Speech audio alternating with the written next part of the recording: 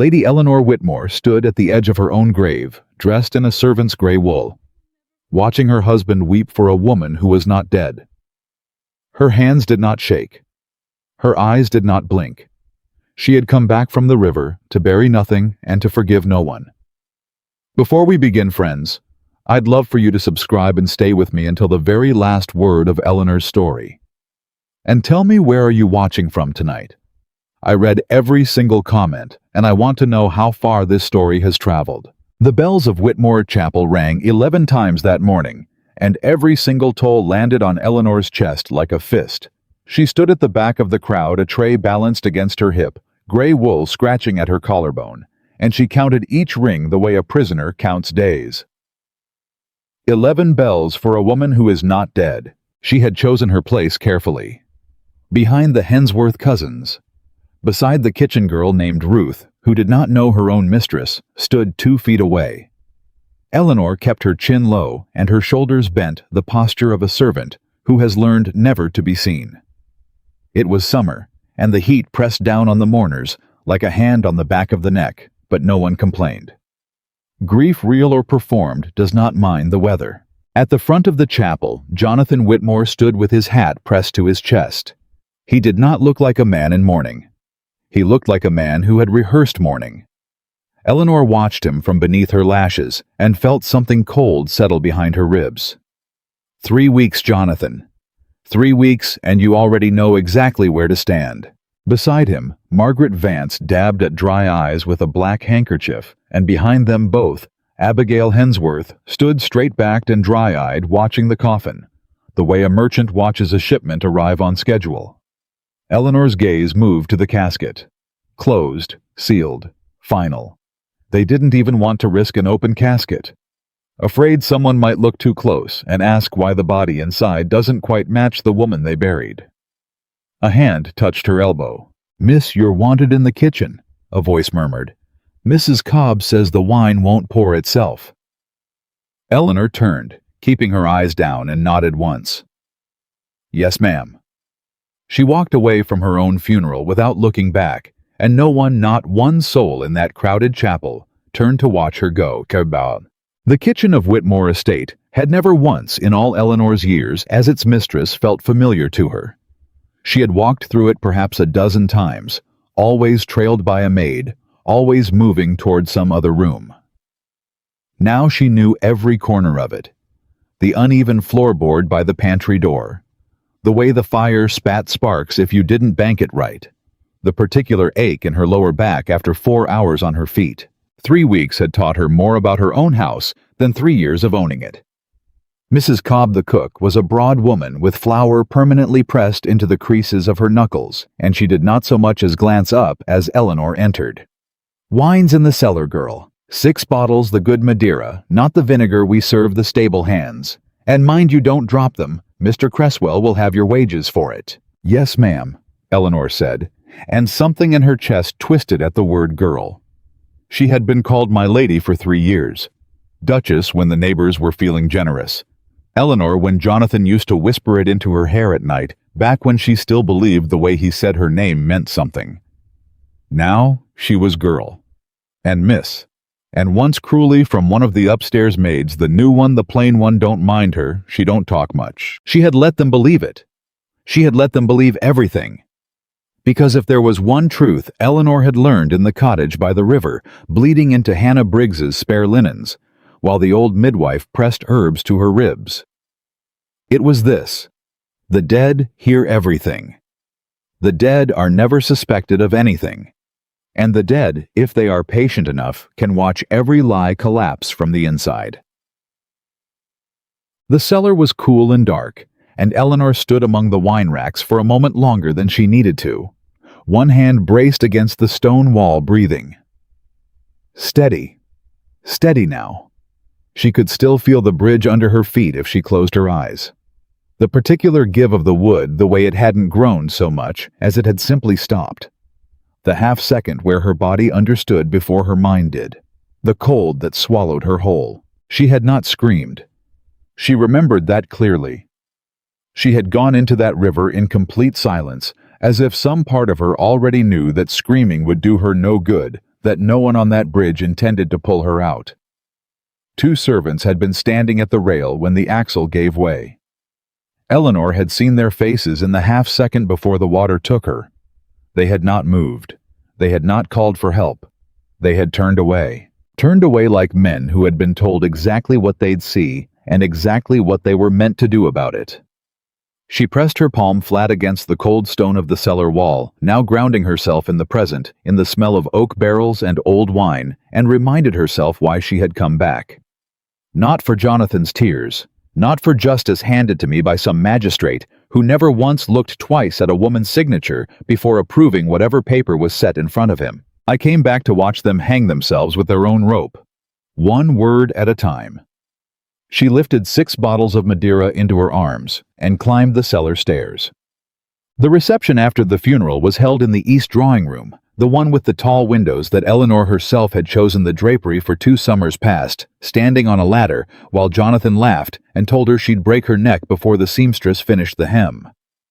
He wasn't wrong. He simply got the method mistaken. Now she moved through that same room with a tray of wine glasses, invisible in the way only servants are invisible, present in every corner, noticed by no one. She heard everything. "A terrible tragedy," murmured a woman Eleanor recognized as the wife of a shipping merchant from Boston. "So young, so sudden." "The roads in this county are a disgrace," her husband agreed. "That bridge should have been repaired a year ago. I said so myself to the county surveyor." "Say it louder," Eleanor thought, pouring wine into the woman's glass with a hand that did not shake. "Say it to a magistrate. Ask why a bridge that carried carriages for a decade suddenly failed the one week Abigail Hensworth was overheard discussing my inheritance with a man from the bank." She moved on before either of them could look at her too closely.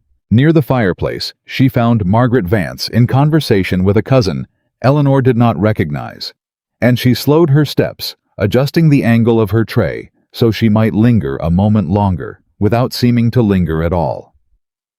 "It's a dreadful thing to say at a funeral," the cousin murmured. "But what becomes of the estate now?"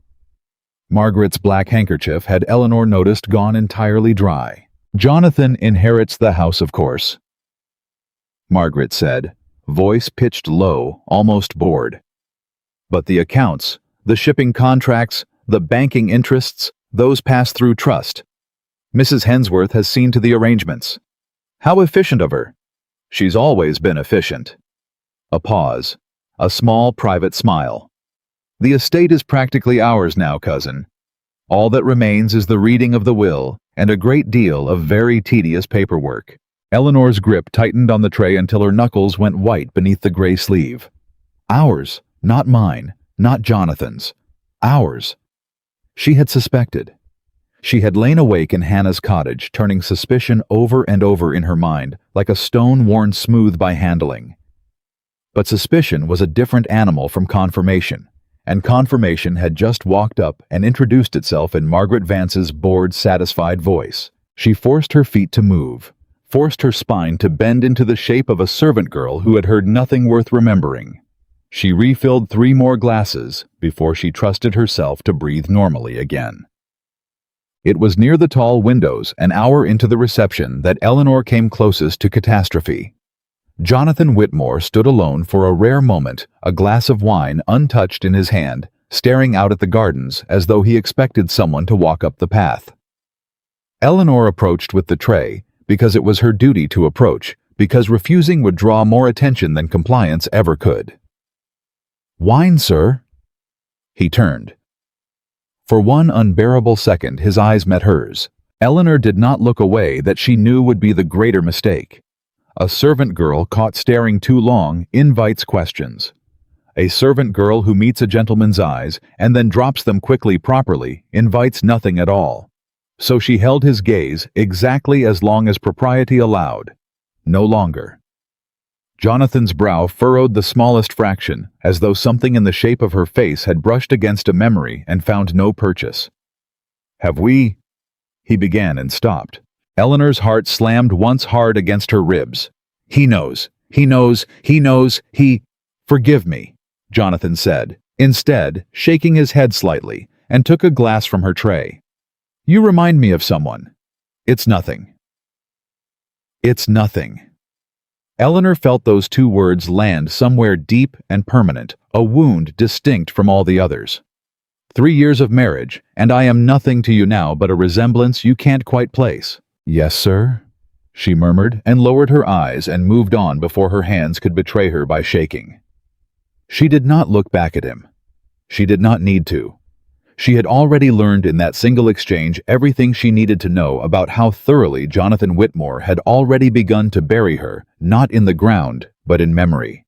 Filing her away, softening her edges, making room already for whatever came next.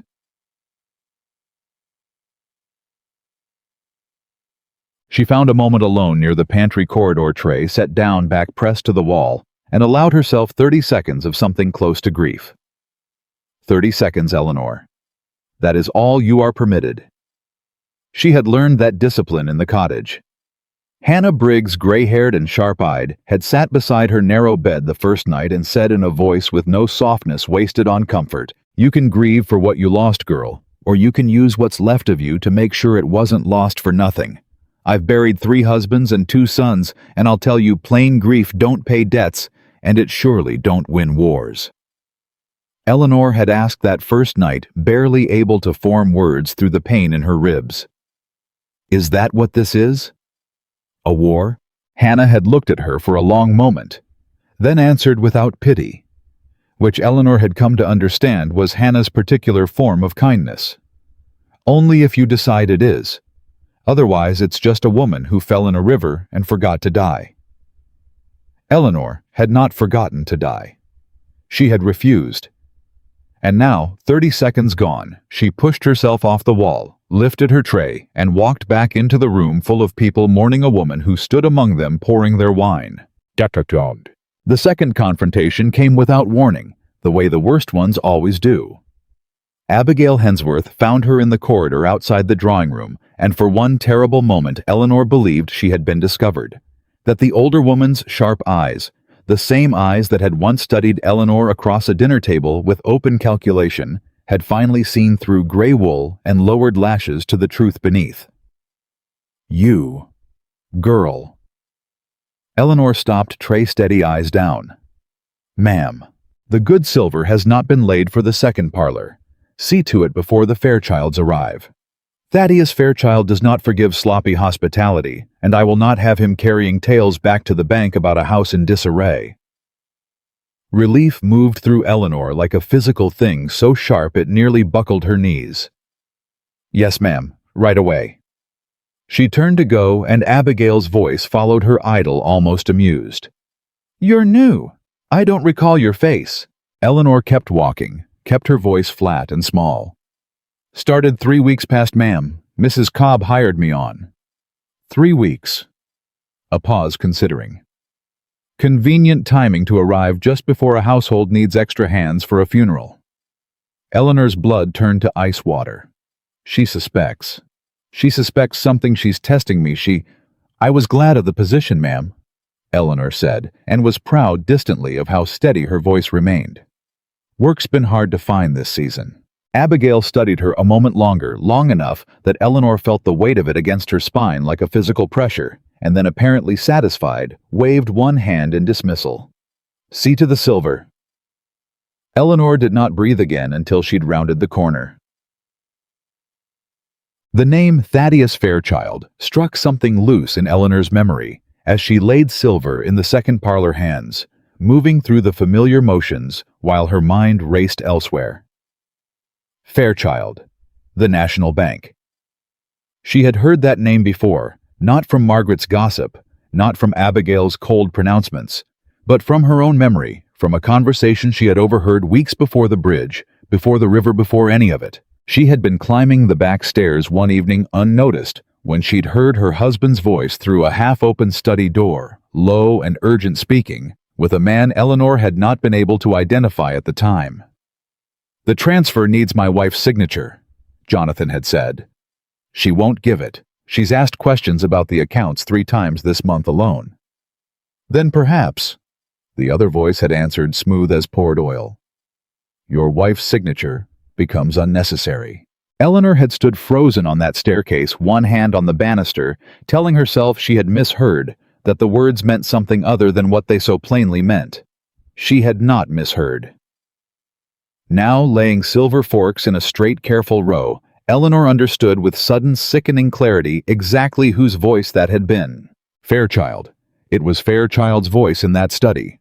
The bank was in this from the very beginning, long before the bridge, long before the accident, that was never an accident at all.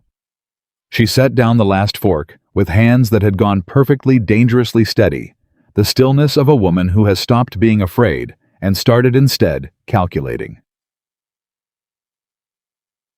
Ruth found her 20 minutes later, breathless cheeks flushed with the particular thrill of gossip too good to keep to oneself.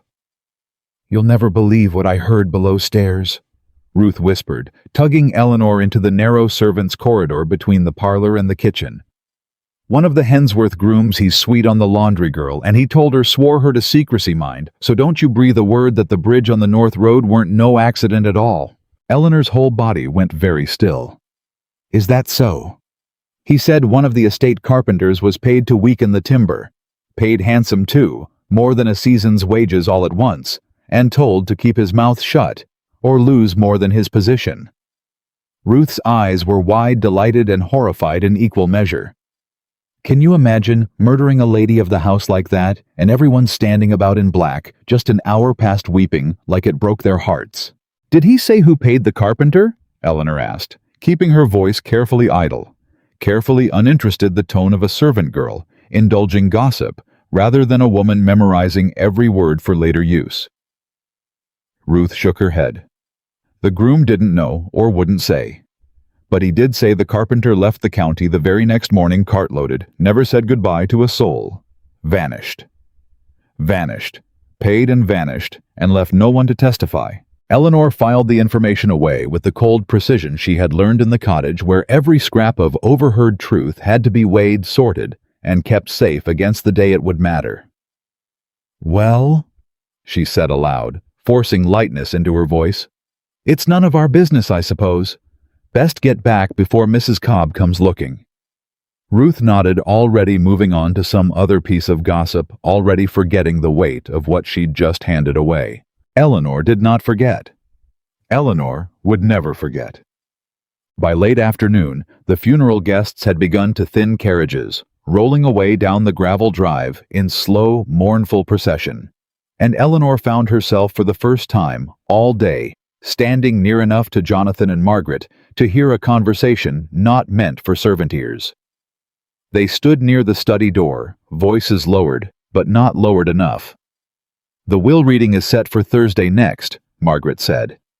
"Cresswell insists on proper formality, waiting a full week out of respect." Respect. Jonathan's voice carried something Eleanor had not expected, not grief exactly, but something adjacent to it. Discomfort, perhaps, or guilt, though she dared not hope for something so generous. "Is that what we're calling it?" "What else would you call it, Jonathan?" Margaret's tone sharpened, quick and cold. "The papers are in order. The accounts are settled. In a week's time, this will all simply be finished."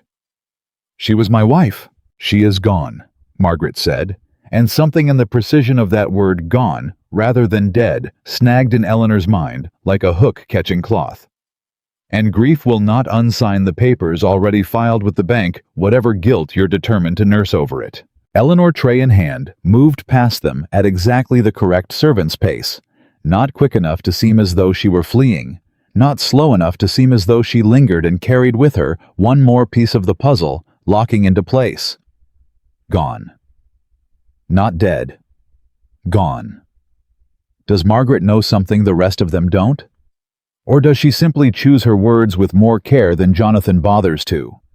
Eleanor did not yet have the answer, but she intended to. The house emptied slowly through the evening, carriage by carriage, until only the family remained. Jonathan, Margaret, Abigail, closeted in the study, with Mr. Harold Cresswell, whose thin, precise voice Eleanor caught in fragments as she carried the last of the wine glasses back toward the kitchen. Formalities before Thursday. Fairchild has assured the transfer will proceed regardless of. The girl's absence changes nothing legally speaking, provided we... Eleanor paused just outside the study door tray, balanced against her hip, and permitted herself for one dangerous moment to simply listen. The girl's absence. Not my wife's death, not even Eleanor's passing. The girl's absence as though she were an inconvenient clerk who had failed to appear for her shift, rather than a woman they had tried to murder for the contents of her bank accounts. "Miss?" Eleanor startled, nearly dropping the tray, and turned to find Mrs. Cobb standing behind her, arms crossed, expression unreadable. "That's quite enough hovering by doors that aren't your business," the cook said, voice low. "Kitchen. Now." Eleanor lowered her eyes instantly. "Yes, ma'am. Sorry, ma'am." She followed Mrs. Cobb back toward the kitchen, heart hammering, uncertain whether the older woman had simply caught her idling, or whether something sharper, more suspicious lay behind those flat, assessing eyes. She would not learn the answer that night, but she filed the question away with all the others in the same cold, patient place where she kept the sound of Fairchild's voice through a study door, and the name of a vanished carpenter, and the particular smile Abigail Hensworth had worn at the front of a chapel that morning, the smile of a woman who believed absolutely that she had already won.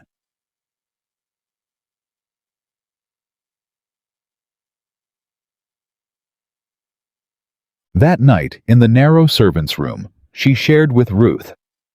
Beneath the eaves, Eleanor lay awake long after the other girl's breathing had gone slow and even.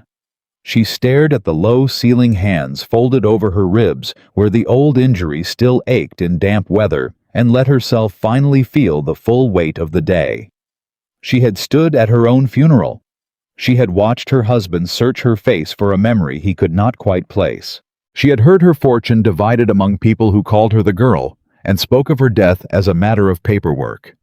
And she had learned in a single long day of silence and servitude more truth than 3 years of marriage had ever offered her freely. Thursday, she thought, staring into the dark. The will reading is Thursday.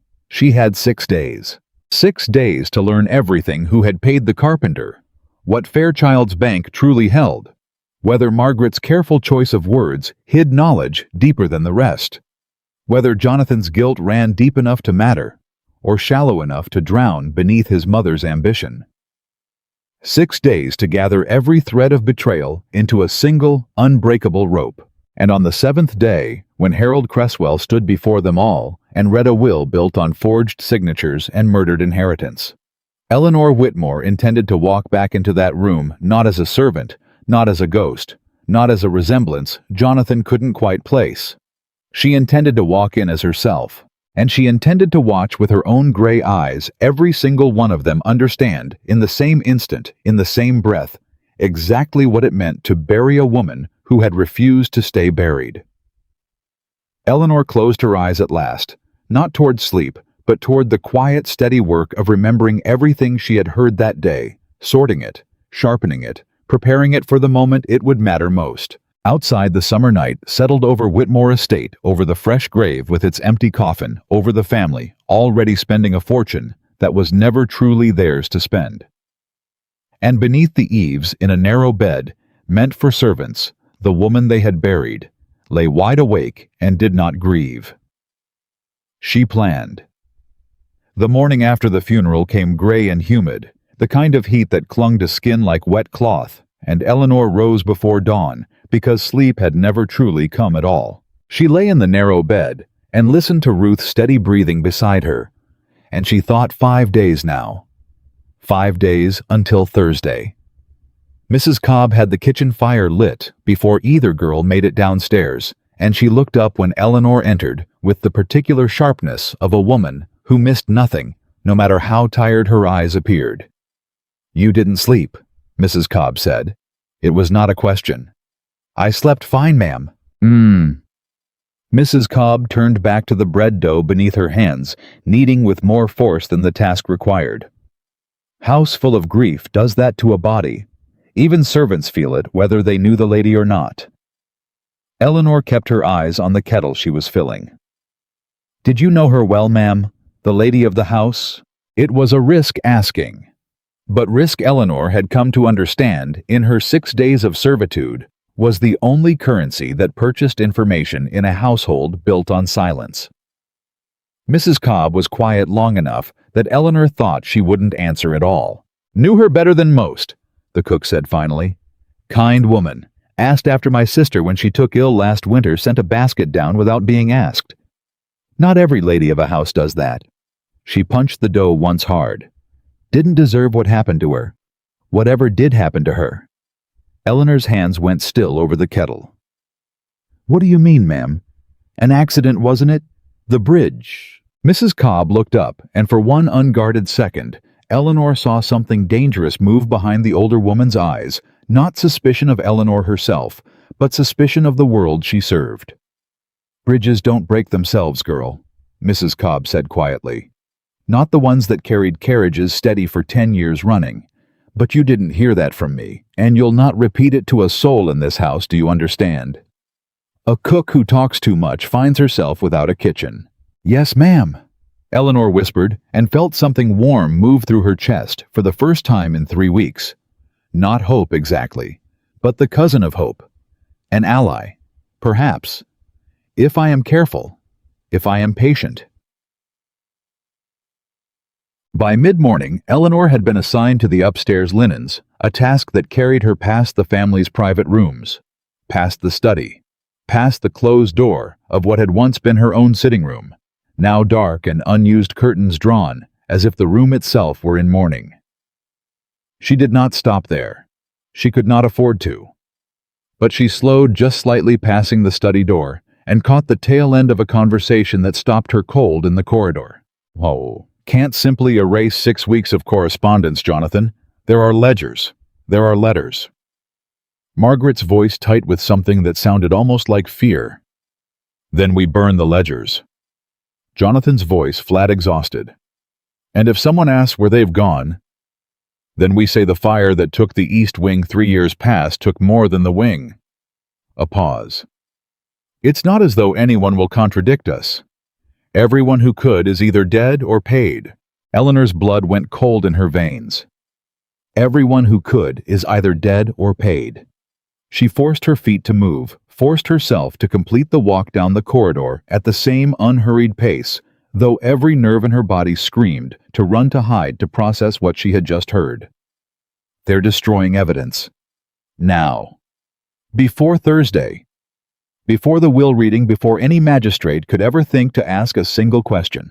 She reached the linen closet and set down her basket and gripped the shelf edge with both hands, breathing hard, silent. 6 days is no longer 6 days. It may be far less if they're already burning what they don't want found. She found Ruth in the servants' hall an hour later, sorting silverware, with the particular boredom of a girl who had done the same task 1,000 times before, and Eleanor sat beside her, taking up a polishing cloth, keeping her voice light. "Ruth, that groom of yours, the one sweet on the laundry girl, does he still talk?" Ruth glanced sideways, grinning. "He ain't my groom, but he talks plenty when there's a reason to. Would he know anything about ledgers, account books, whether the family's been burning papers this week?" Ruth's grin faded slightly, replaced by something more careful. "That's an odd question coming from a kitchen girl." Eleanor's heart lurched, but she kept her hands steady on the silver, kept her voice idle. "Only curious. Heard talk of a fire in the east wing years back is all. Wondered if that's connected." Ruth studied her a moment longer, and Eleanor held her breath, waiting to see whether curiosity would win out over suspicion. It did. "I'll ask him," Ruth said, finally lowering her voice. "But you didn't hear it from me, and I didn't hear it from you. This house has ears in the walls, Eleanor. Everyone knows it. Best to be careful whatever you're after. Eleanor." Ruth had used her given name, a small, ordinary kindness, meaningless to Ruth, and nearly unbearable to the woman who had not heard her own name spoken by a friend in 3 weeks. "I will," Eleanor said, and meant it more than Ruth could possibly understand. That evening, after the last of the family's supper dishes had been cleared, and the kitchen fire banked low, Eleanor slipped out the servant's door into the humid dark, claiming she needed air, that the kitchen heat had made her ill. No one questioned her. Servants who claimed illness were common enough, and no one wished to catch whatever ailed them. She walked the familiar path toward the tree line at the edge of the estate, the same path she had once walked as its mistress' arm looped through Jonathan's, laughing about nothing at all. Now she walked it alone, gray wool damp with sweat, watching the tree line for a shape she prayed would be there. It was. Hannah Briggs stepped out from beneath the oak's gray hair, loose around a face carved deep with a lifetime of hardship, and Eleanor nearly wept at the sight of her. "You're thinner," Hannah said by way of greeting, sharp eyes assessing Eleanor head to foot. "They're not feeding you enough, or you're not eating what they give you. Which is it?" "Both likely," Eleanor admitted, and let herself for one moment sag against the old woman's shoulder. Hannah allowed it for exactly 3 seconds before straightening her firmly by the arms. "None of that now. You've work to do, and grief don't get it done any faster. Tell me what you've learned." Eleanor told her everything. The funeral. Margaret's careless word. Ours Fairchild's voice, recognized from a memory weeks old the carpenter paid and vanished, and now worst of all the ledgers marked for burning. Hannah listened without interrupting, arms crossed, face unreadable in the dark. When Eleanor finished, the old woman was quiet a long moment. "Then you haven't got 6 days?" Hannah said finally. "You've got however long it takes a guilty man to strike a match." "I know. You need proof before that fire's lit. Proof that don't depend on servants' gossip or a voice you half remember through a door." Hannah's eyes narrowed. "You said the bankman's name. Fairchild." "Thaddeus Fairchild. National Bank." "I know the name," Hannah said slowly. "My late husband did business with that bank years back before he passed. There's a clerk there, Simmons, if he's still living, who owed my husband a debt of kindness he never got the chance to repay. If anyone at that bank keeps honest books alongside the dishonest ones, it'll be a man like Simmons. Frightened of his employer maybe, but frightened worse of his own conscience." Something sparked in Eleanor's chest. Not hope exactly, but its sharper cousin, the one that came dressed as a plan. "Can you reach him?" "I can send word. Whether he answers is his business, not mine." Hannah studied her a moment longer. "You understand what you're asking, girl. You're asking a bank clerk to risk his position, maybe his freedom, to hand you evidence against the very man who signs his wages." "I understand." "Good. Then you also understand you may get nothing for the risk but silence." Hannah's voice softened fractionally. "But I'll send word tonight regardless. Now go on back before you're missed. And Eleanor." The old woman caught her wrist as she turned to go. "Eat something tomorrow. You're no good to anyone as a ghost twice over." Eleanor returned to the house with something new steadying her spine. Not certainty, not yet, but the shape of a plan finally beginning to take form in the dark. She did not sleep that night either. But this time, she did not lie awake in grief. She lay awake counting hours until she might hear word from a bank clerk named Simmons, and turning over again and again the sound of Jonathan's voice through a study door. Everyone who could is either dead or paid. Not everyone, Jonathan, she thought into the dark. You forgot to count the dead woman herself. 2 days passed in a fever of ordinary servitude and extraordinary vigilance. Eleanor scrubbed floors she had once walked across in silk slippers. She carried trays to a dining table where her own portrait, commissioned the year of her marriage, still hung above the mantel, and she learned to look at it without her face betraying a single flicker of recognition. Though some mornings the sight of her own painted eyes staring back at her nearly broke the careful stillness she'd built around herself. She listened at every door she passed. She collected fragments, a mention of a solicitor's office in Boston, a reference to documents already filed, a single overheard sentence from Abigail Hensworth that chilled her blood entirely. The girl's family has no one left to ask questions. Abigail had said to Cresswell in a voice Eleanor caught only because she'd been polishing brass not 6 feet from the parlor door. No parents living, no siblings. A convenient orphan, that one, God rest her. Convenient. as though her own loneliness, the empty family tree that had made her an Abigail Hensworth's cold calculation and ideal target, had been a gift rather than a grief. Eleanor had gone to bed that night with rage burning cleaner and hotter than grief ever had, and had found for the first time since the river that rage let her sleep. On the third night, word came. Eleanor slipped out to the tree line, as she had each evening since her first meeting with Hannah, and found the old woman waiting with a folded letter clutched in one weathered hand, and an expression Eleanor could not immediately read. "Simmons answered," Hannah said, holding out the letter. "Read it yourself. My eyes aren't what they were, and I'll not pretend I understood every word of the banking language in it." Eleanor unfolded the letter with hands that trembled, despite every effort to still them, and read by the thin light of a rising moon. The clerk's handwriting was cramped, hurried the writing of a man who feared being caught in the act of writing it. "Madam, I write at the request of Hannah Briggs, whom I trust as I trusted her late husband, a fair man in a business too often unfair. I cannot say more in ink than I must, for fear of whose hands this letter might fall into. But I can say this, the accounts you inquire after were altered inside this bank, not before. I have seen the original ledger, and I have seen the ledger now presented as original, and they do not match. I dare not remove the true ledger from the premises.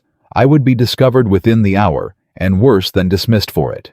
But if a person of sufficient standing were to appear at this bank and demand to see the original records under lawful authority, I would not obstruct them, and I believe, though I cannot promise, that the truth would be difficult to hide from a magistrate's eye. I can say no more. Burn this letter, S." Eleanor read it twice, then a third time, and felt something shift inside her chest. Not relief. Not yet, but the first solid foothold she'd found since the bridge. "He's confirmed it," she breathed. "The ledgers were altered. Here. Inside the bank. Which means Fairchild's hands are dirtier than a bank director's ought to be," Hannah said grimly. "But confirmation from a frightened clerk's letter is one thing, girl. Proof a magistrate will act on is another entirely. You heard him yourself. He won't hand over the ledger. He's terrified, and rightly so." "Then I need someone with lawful authority to demand it. And where do you propose to find such a person, when every lawful authority in this county already believes you're dead and buried, and the man who might act on your behalf is married to your own murderer's plot?" Eleanor stared into the dark mind racing, and then slowly a name surfaced. A name she had not thought of in weeks, buried beneath grief and fear and the desperate work of simply surviving. "Magistrate Aldous Bryant," she said slowly. "He sat 2 seats down from Jonathan at our wedding. An old friend of my father's before my father passed. He always—" She stopped, throat tightening. "He always said if I ever needed anything, I had only to ask." "And do you trust this magistrate to still hold to that promise 3 years and a funeral later?" Eleanor thought of Bryant's kind, weathered face, the way he'd toasted her at her wedding, with tears openly in his eyes, calling her the image of her late father's goodness. "I don't know," she admitted. "But I know he never once in all the years I knew him took a bribe or looked away from a wrong he could right.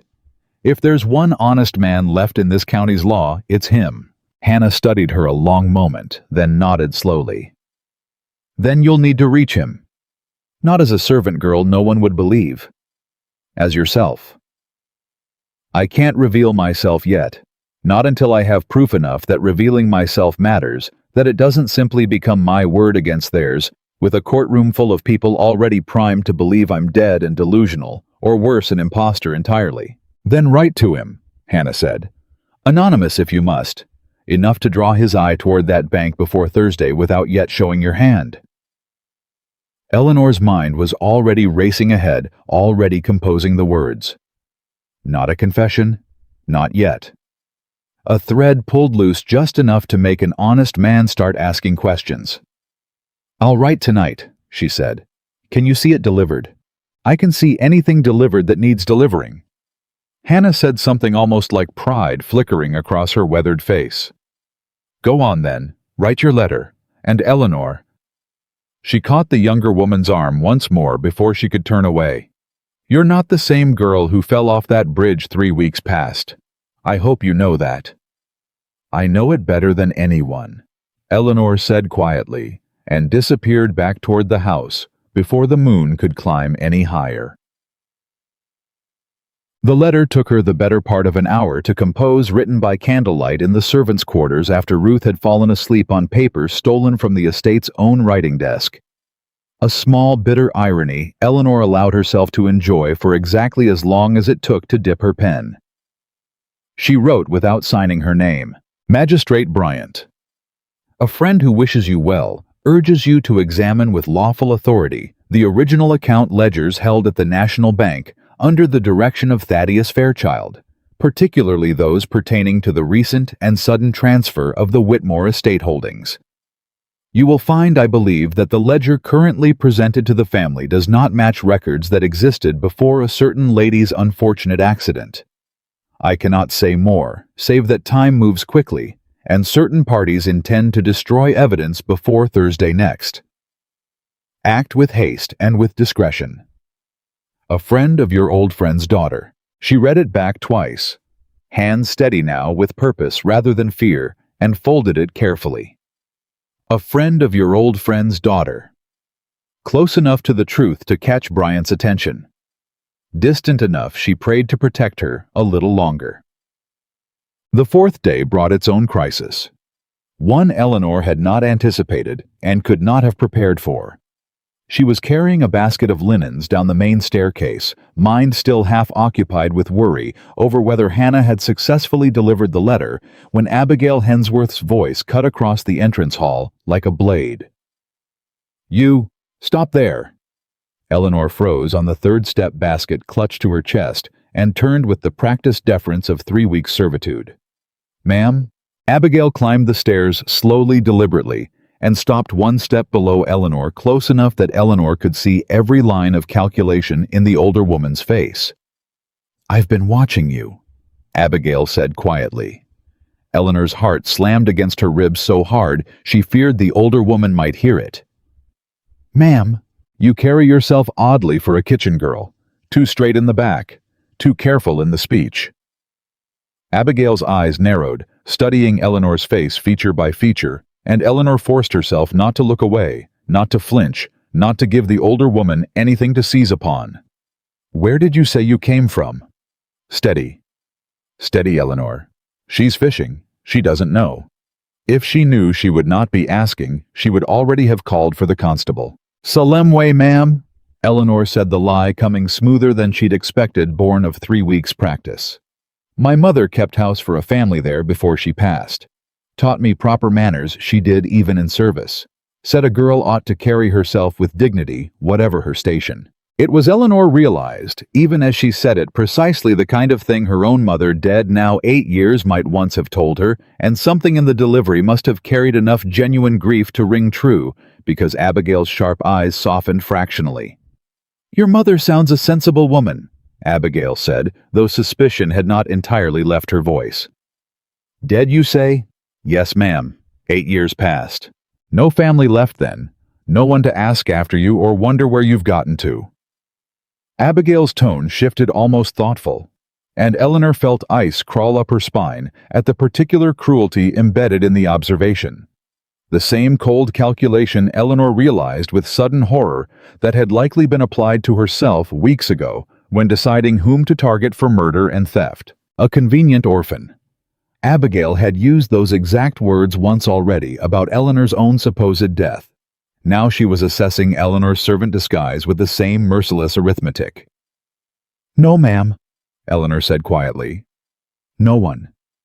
Abigail studied her a moment longer, then, apparently satisfied, turned and continued up the stairs without another word.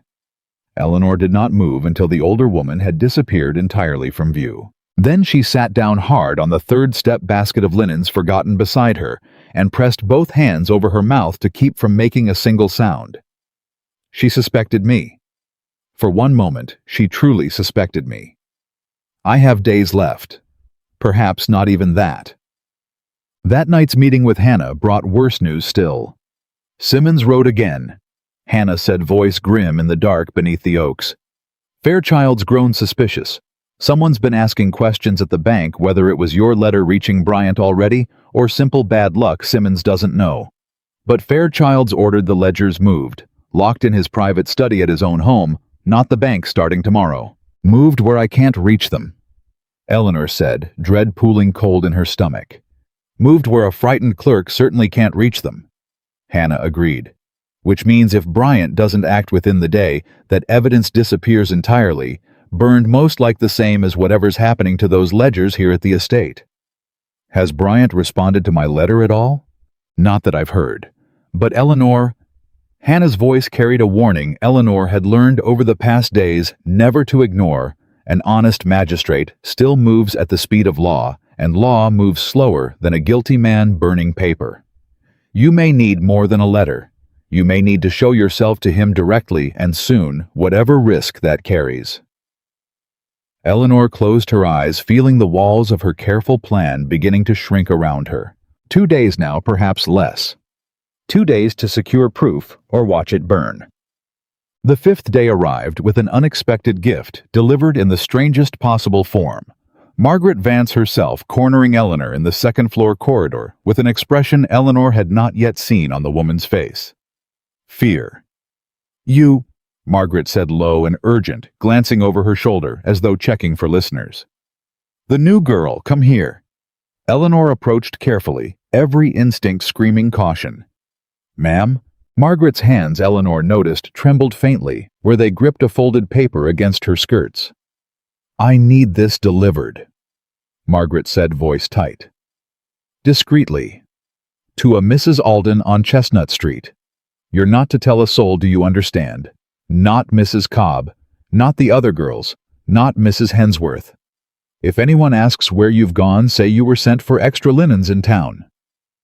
Eleanor took the folded paper, mind racing. Yes, ma'am. Might I ask? You may not, Margaret snapped, then catching herself softened fractionally, something almost pleading entering her voice. Please, just deliver it. It's a private matter. Nothing to do with the estate business. Then why do your hands shake? Margaret Vance. Why does fear live behind your eyes when 3 days ago you stood in a drawing room calling my fortune? Yours with a bored, satisfied smile. Of course, ma'am, Eleanor said, and tucked the letter into her apron, already calculating every possible use for whatever secret Margaret Vance was so desperate to keep from her own family. She did not deliver the letter to Chestnut Street immediately. She found a private corner behind the stables, first heart pounding with the audacity of what she was about to do, and carefully easing the wax seal with the heated tip of a hairpin, opened Margaret's letter. What she read inside stopped her breath entirely. My dearest Cassius, I cannot continue this arrangement. What began as a simple matter of inheritance has become something I no longer recognize nor wish any part of. Abigail speaks openly now of the girl's death as though it were a business transaction concluded successfully, and I begin to fear what she and Fairchild are truly capable of should anyone threaten to unravel what's been done. I did not agree to murder Cassius, whatever I agreed to in the beginning. I write to ask one last time whether there is any path left to undo what cannot be undone, or whether I am now as guilty as the rest of them, bound by silence to a crime I did not fully understand until it was already committed. Burn this letter. I fear I have already said too much. M. Eleanor read it twice, hands shaking now with something far beyond fear. Margaret didn't fully know, or claims not to have known. Guilty, yes, bound by silence, yes, but perhaps not the architect. Perhaps merely the coward who benefited and looked away. And more than that, she's frightened. Frightened enough to write it down. Frightened enough that this Cassius, whoever he is, might be the one thread that could unravel the entire conspiracy from the inside. Eleanor resealed the letter as carefully as she'd opened it, hands trembling with the effort of steadying herself, and set out for Chestnut Street with a plan forming faster than she could fully articulate it even to herself. If Margaret is afraid enough to write this, she may be afraid enough to talk. If I can find the right moment, the right pressure, a crack in the conspiracy. The first one. Chestnut Street revealed nothing. Eleanor could have anticipated, Mrs. Alden's modest home belonged. It turned out to a woman who ran a small but respected correspondence service. Letters delivered discreetly for a fee to parties who did not wish their communications traced through more official channels. Eleanor handed over the letter with trembling hands and watched Mrs. Alden note the recipient's name, Cassius Hale Providence, in a small ledger before tucking the letter away for the next post. Cassius Hale Providence. Eleanor committed the name to memory with the same cold precision she'd applied to every other fragment of truth she'd gathered, and turned back toward Whitmore Estate, with a name burning in her mind that she intended one way or another to trace to its source before Thursday arrived. She never reached the estate that evening without incident. Halfway up the gravel drive in the fading summer light, Eleanor nearly collided with a rider dismounting at the front steps, and looked up straight into the startled, weathered face of Magistrate Aldous Bryant himself. For one frozen, impossible moment, neither of them spoke. Bryant's eyes moved over her face, truly looked at her, in a way no one at Whitmore Estate had managed in 3 long weeks, and Eleanor watched recognition dawn slow and disbelieving behind the old magistrate's eyes. "Eleanor," he breathed so quietly she nearly didn't hear it. "Eleanor Whitmore." Her whole body went rigid with panic. "Sir, I believe you've mistaken me for... I attended your wedding, girl. I held you as an infant when your father was still living and proud enough to burst." Bryant's voice shook disbelief, warring with something that looked impossibly like joy. "I would know your mother's eyes anywhere, dressed as you are or not. You're alive." Eleanor's carefully built composure shattered entirely. "Please," she whispered, seizing his sleeve, glancing wildly toward the house where any window might hold a watching eye. "Please, sir, not here, not now. If they see you, recognize me, if any of them suspect..." Bryant's face hardened instantly, understanding dawning fast and complete. "You're in danger. I have been in danger since the moment that bridge collapsed beneath my carriage," Eleanor said, voice low and urgent. "It was no accident, sir. It was murder planned and paid for, and the people responsible are inside that house at this very moment, dividing my fortune among themselves." Bryant's weathered hand closed over hers, steady and sure. "I received a letter, unsigned, urging me to examine the bank's ledgers." "That was me. I suspected as much the moment I read it. Something in the phrasing struck me as familiar, though I couldn't place why until this instant." Bryant glanced toward the house, expression grim. "I've already begun making inquiries at the bank, Eleanor. Discreet ones. But discretion moves slowly, and I fear we haven't the luxury of slow, if what you're telling me is true. They're moving the ledgers. Tomorrow, perhaps the day after. Fairchild's taking them to his own home out of the bank's reach entirely." Bryant's jaw tightened. "Then I'll need lawful cause to demand entry before that happens. A magistrate cannot simply seize a banker's private papers on the word of a servant girl no one else recognizes as anything but a servant girl." "Then recognize me as more," Eleanor said, desperation sharpening her voice. "Publicly, if you must. I would rather risk exposure now with an honest man beside me than watch every scrap of proof burn while I hide in a gray dress, waiting for the perfect moment that may never come." Bryant studied her for a long, weighing moment, the same careful calculation Eleanor remembered from a lifetime ago, watching him deliberate cases at her father's dinner table. "Not yet," he said finally. "Reveal yourself too soon without the ledgers in hand, and you hand them the chance to call you an imposter, or worse, a madwoman claiming another woman's identity for gain. We need the proof first, the revelation after." He squeezed her hand, once firm and reassuring. "Give me 2 days. I'll find lawful cause to search Fairchild's home ledgers or no ledgers. Can you hold 2 days more?"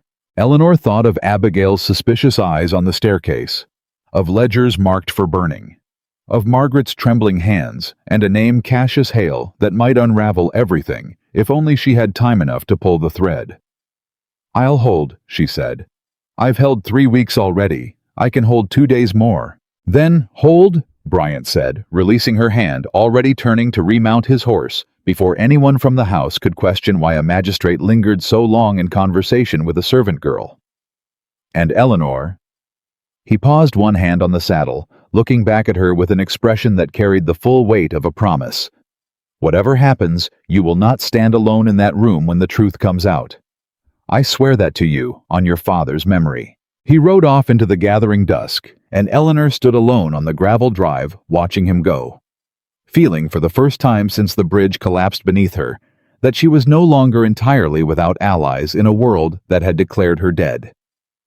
2 days, she thought, turning back toward the servants' entrance toward gray wool and lowered eyes and the exhausting work of invisibility. 2 days, and then whatever comes, I face it as myself. The 6th day brought Ruth's groom's information at last confirmation that the estate's ledgers had indeed been marked for burning, scheduled for that very evening, under cover of a bonfire, meant to look like nothing more than seasonal debris clearing. Eleanor received the news in the kitchen, hands frozen mid-motion over a basin of dishwater, and felt the careful architecture of her patience crack straight down the center. Tonight. They burn it tonight. She could not reach Hannah in time to relay word to Bryant. The sun had not yet set, and any attempt to leave the estate in broad daylight would draw exactly the kind of attention she could not afford, not with Abigail Hensworth's suspicious eyes already tracking her movements. Then I do this myself, tonight, before the fire is lit.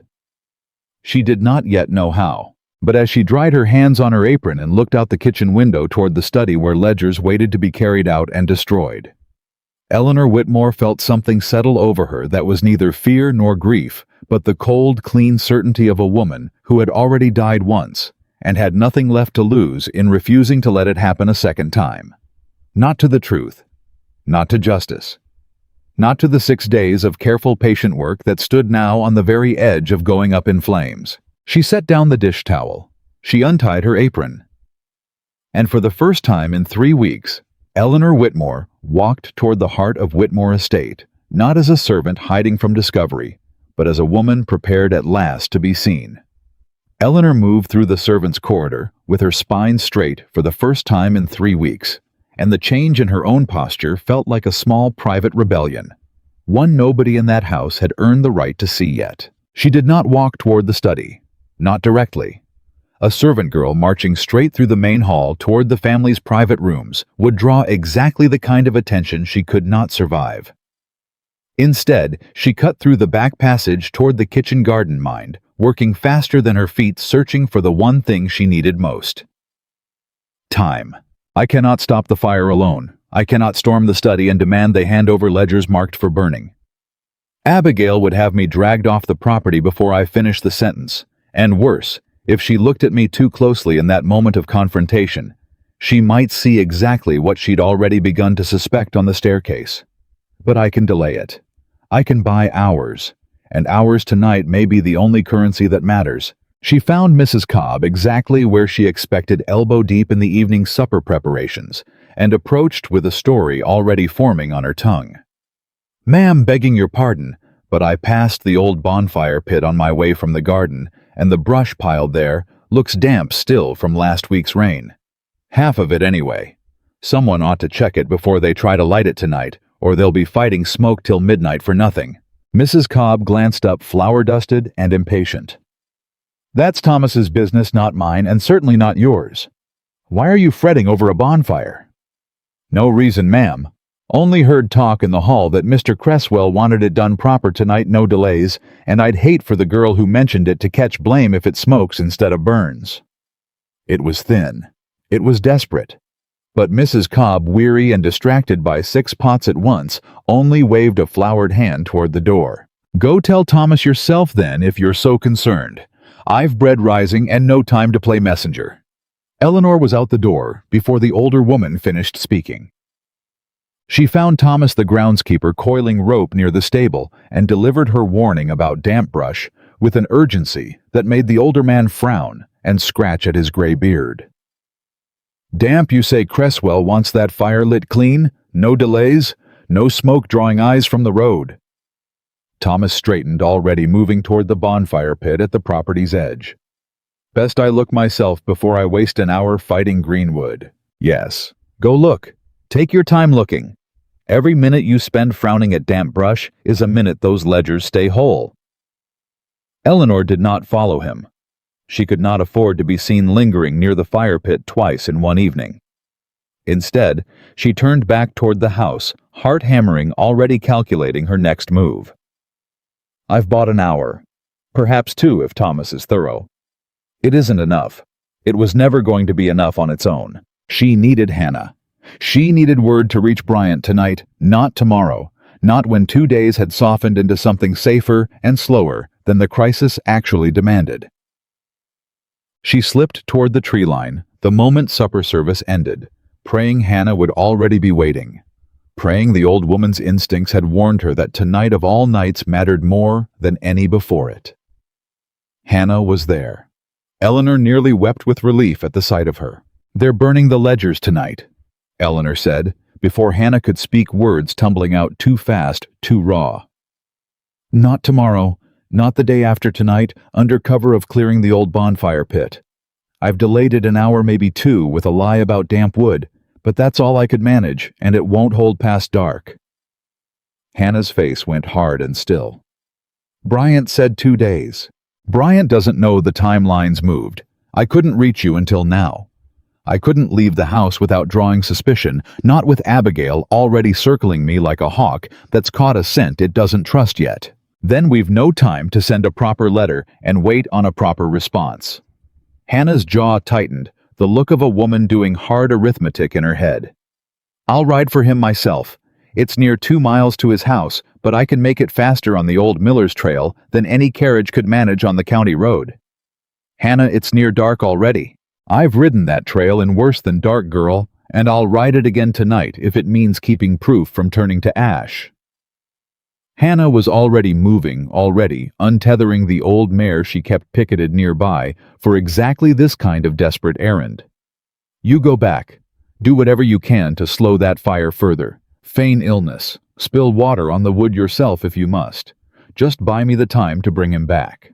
And if he can't come, if 2 miles and darkness and a magistrate's ordinary caution means he arrives too late." Hannah swung up into the saddle with an ease that belied her age and looked down at Eleanor with something fierce and unyielding in her weathered face. "Then you'll have done everything a woman could do, and no man, dead or living, will ever again call you helpless in the telling of it. But I don't intend to let that be the ending, Eleanor. Not tonight." She wheeled the mare toward the trail. "Go. Buy time. I'll bring him." She was gone into the deepening dusk before Eleanor could answer.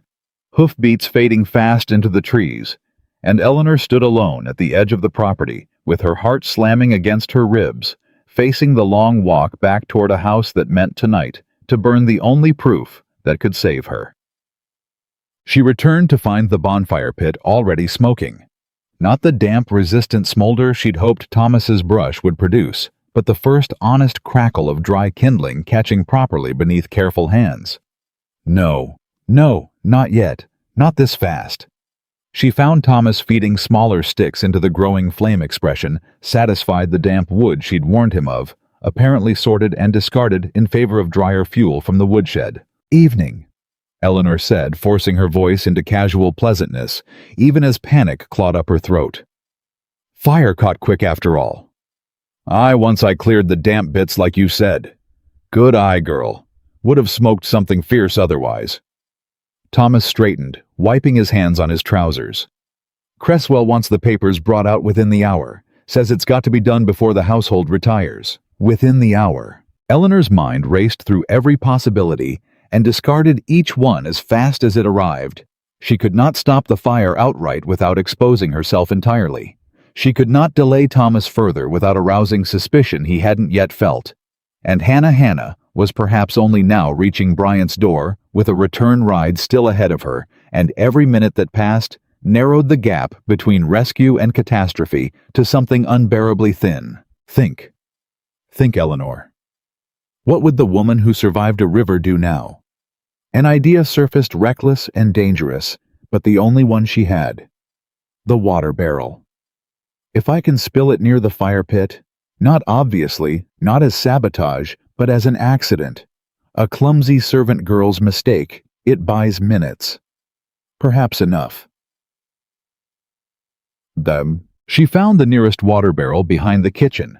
hefted it with effort that strained every muscle in her arms, and half carried, half dragged it toward the fire pit under the cover of gathering darkness, praying no one questioned why a kitchen girl needed water so near a bonfire that had nothing to do with cooking. She did not have to manufacture the accident after all. Margaret Vance appeared first pale agitated, hovering near the study door with a stack of papers clutched against her chest and behind her. Jonathan carrying a second stack, his face carved from something that looked, even in the dim light, like genuine anguish. "This is madness," Margaret was saying. Voice pitched low, but not low enough. "Burning papers like criminals in the night. Mother's orders," Jonathan said, and Eleanor heard beneath the flatness of his tone something that might have been shame. "She says it's the only way to be certain nothing survives to be questioned. And if someone asks where the correspondence went, the bank records the shipping manifests. Then we say what we agreed to say. Fire took the East Wing. Fire took the papers with it." Jonathan's voice cracked just slightly on the last word. "I never wanted any of this, Margaret. You know that.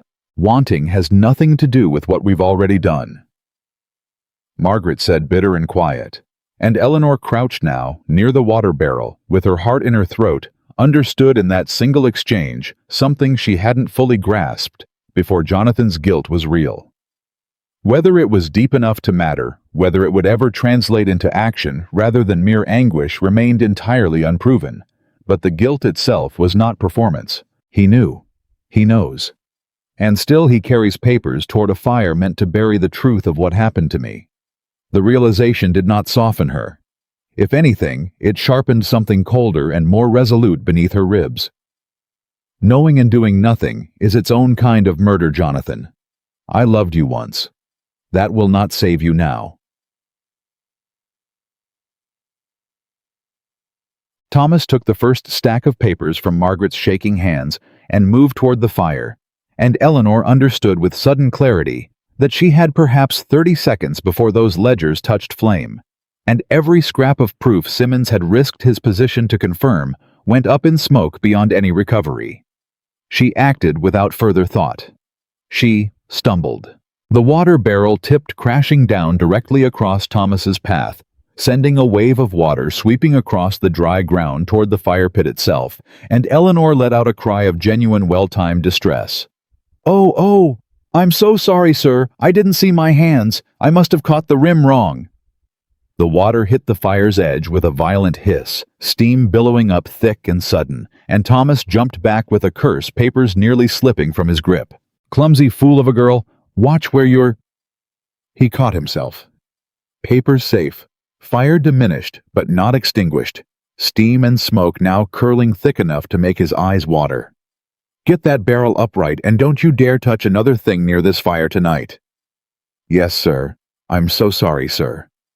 Eleanor scrambled to right the barrel movements, deliberately clumsy, deliberately slow, buying every additional second she could manufacture from sheer performed incompetence. Margaret, watching from a few feet away, frowned. "What is that girl doing out here at all? This isn't kitchen business." "Fetching water for the wash, ma'am," Eleanor said quickly, dropping into a curtsy that hid for one crucial moment the calculations still racing behind her lowered eyes. "I'll take myself off at once, ma'am, truly sorry for the disturbance." She did not take herself off. She retreated only far enough to seem obedient, then crouched in the shadow of the woodshed, watching, waiting, praying with everything left in her that Hannah's hoofbeats would return before that fire dried out enough to catch again. It took Thomas nearly 20 minutes to coax the damp fire back to a working blaze. 20 minutes Eleanor spent in an agony of stillness, counting each one as though her own life depended on the count, which in every way that mattered, it did. Jonathan paced near the study door the entire time, papers still clutched against his chest, and Eleanor watched him from the shadows, with an ache she hadn't expected to feel again. Not love, not anymore, but something adjacent to grief for the man she'd once believed him to be. "Perhaps we shouldn't," he said finally, voice barely audible. "Perhaps there's still a way to—" "There is no other way," Margaret snapped, though her own voice shook with something that sounded far more like fear than conviction. Your mother has made that abundantly clear. Either we finish this tonight, or we spend the rest of our lives waiting for someone to ask the wrong question. Someone already has Margaret. He's riding this way right now, if God and a fast horse are kind to me tonight. The fire caught fully at last, flames climbing high and hungry, and Thomas turned toward Jonathan with an expectant nod. "Ready when you are, sir." Jonathan hesitated one final moment, one single agonized moment that Eleanor watched from the shadows with her whole body coiled tight as a spring, and then stepped forward and held the first stack of papers out over the flame. "No. No, not yet. Please, not yet." Hoofbeats. 2 sets coming hard and fast up the gravel drive, cutting through the summer dark with an urgency that even Jonathan could not ignore. He froze papers still suspended above the fire and turned toward the sound with visible confusion. "Who in God's name rides at this hour?" Eleanor's heart leapt so violently she nearly cried out. "Hannah." Hannah made it. And that second rider, Magistrate Aldous Bryant, rode into the firelight with the weathered authority of a man who had spent 30 years enforcing law in this county, and dismounted before his horse had fully stopped, boots hitting gravel, with a sound like a gavel striking wood. "Jonathan Whitmore," Bryant said, voice carrying across the yard with unmistakable command. "I'll thank you to step away from that fire, and I'll thank you to explain to me exactly what business a man has burning papers in the dead of night, not 1 week after his wife's funeral." Jonathan's face drained entirely of color. "Magistrate Bryant, this is a private matter entirely unrelated to—" "Is it?" Bryant's eyes moved from Jonathan to Margaret, to the papers still trembling in her arms, to Thomas standing frozen beside the fire, with an expression of a man who has just realized he stands far too close to something dangerous. Strange sort of private matter that requires burning documents under cover of darkness, with no lamp lit, no witnesses invited, and considerable haste in the doing of it. "Sir, with respect, you've no authority to—" "I have every authority a magistrate of this county carries, and I intend to use every ounce of it tonight." Bryant's voice hardened further, and Eleanor, still crouched in shadow, felt something fierce and grateful rise in her chest at the sight of the old man standing his ground against a family that had until this moment believed itself untouchable. "I've received information suggesting the recent death of Lady Eleanor Whitmore was no accident, and that certain financial records pertaining to her estate have been altered to conceal fraud. Now I ask again, and I ask plainly, what business does a grieving widower have burning papers in his own back garden the same week those very papers might answer a magistrate's questions?" Margaret made a small, strangled sound, and Eleanor watched the papers in her arms tremble visibly. Jonathan's jaw worked silently for several seconds before he found words at all. "Someone has clearly fed you falsehoods, magistrate. My wife's death was a tragic accident, nothing more, and I resent the implication that—" "Then you'll have no objection," Bryant cut in smoothly, "to handing me those papers directly so that I might confirm for myself there's nothing in them worth a magistrate's concern." Silence stretched long and taut across the yard, broken only by the crackle of fire and the distant, restless shifting of Bryant's horse.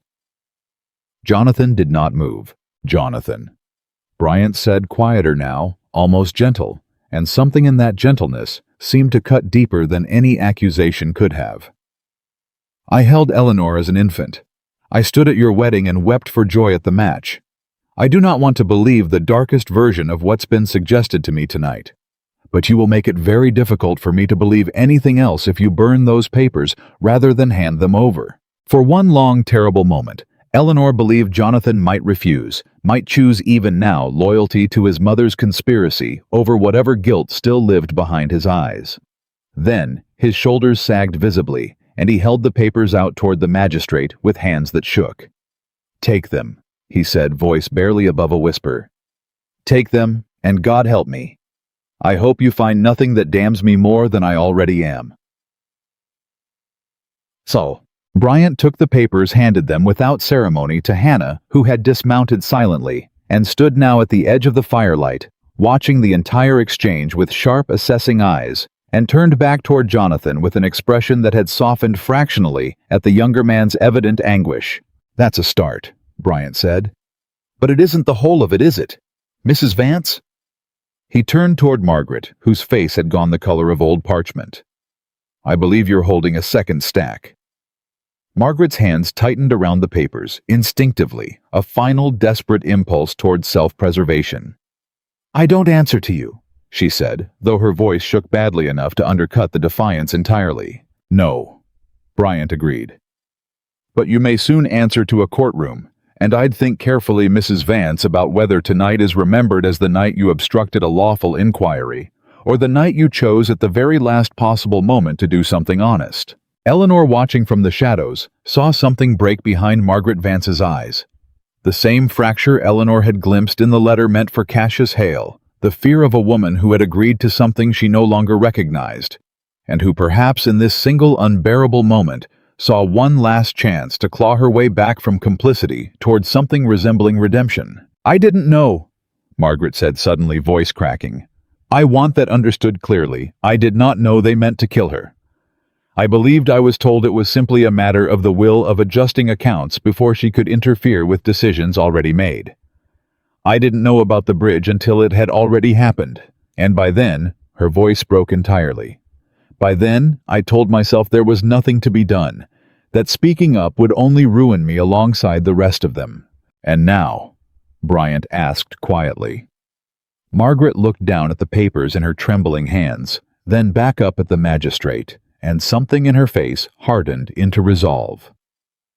"Now I think I've been a coward long enough." She held the papers out. Bryant took them. It was Abigail Hensworth's voice that shattered the fragile tableau, cutting across the yard from the direction of the house with a fury that made even Bryant's weathered composure flicker. "What is the meaning of this?"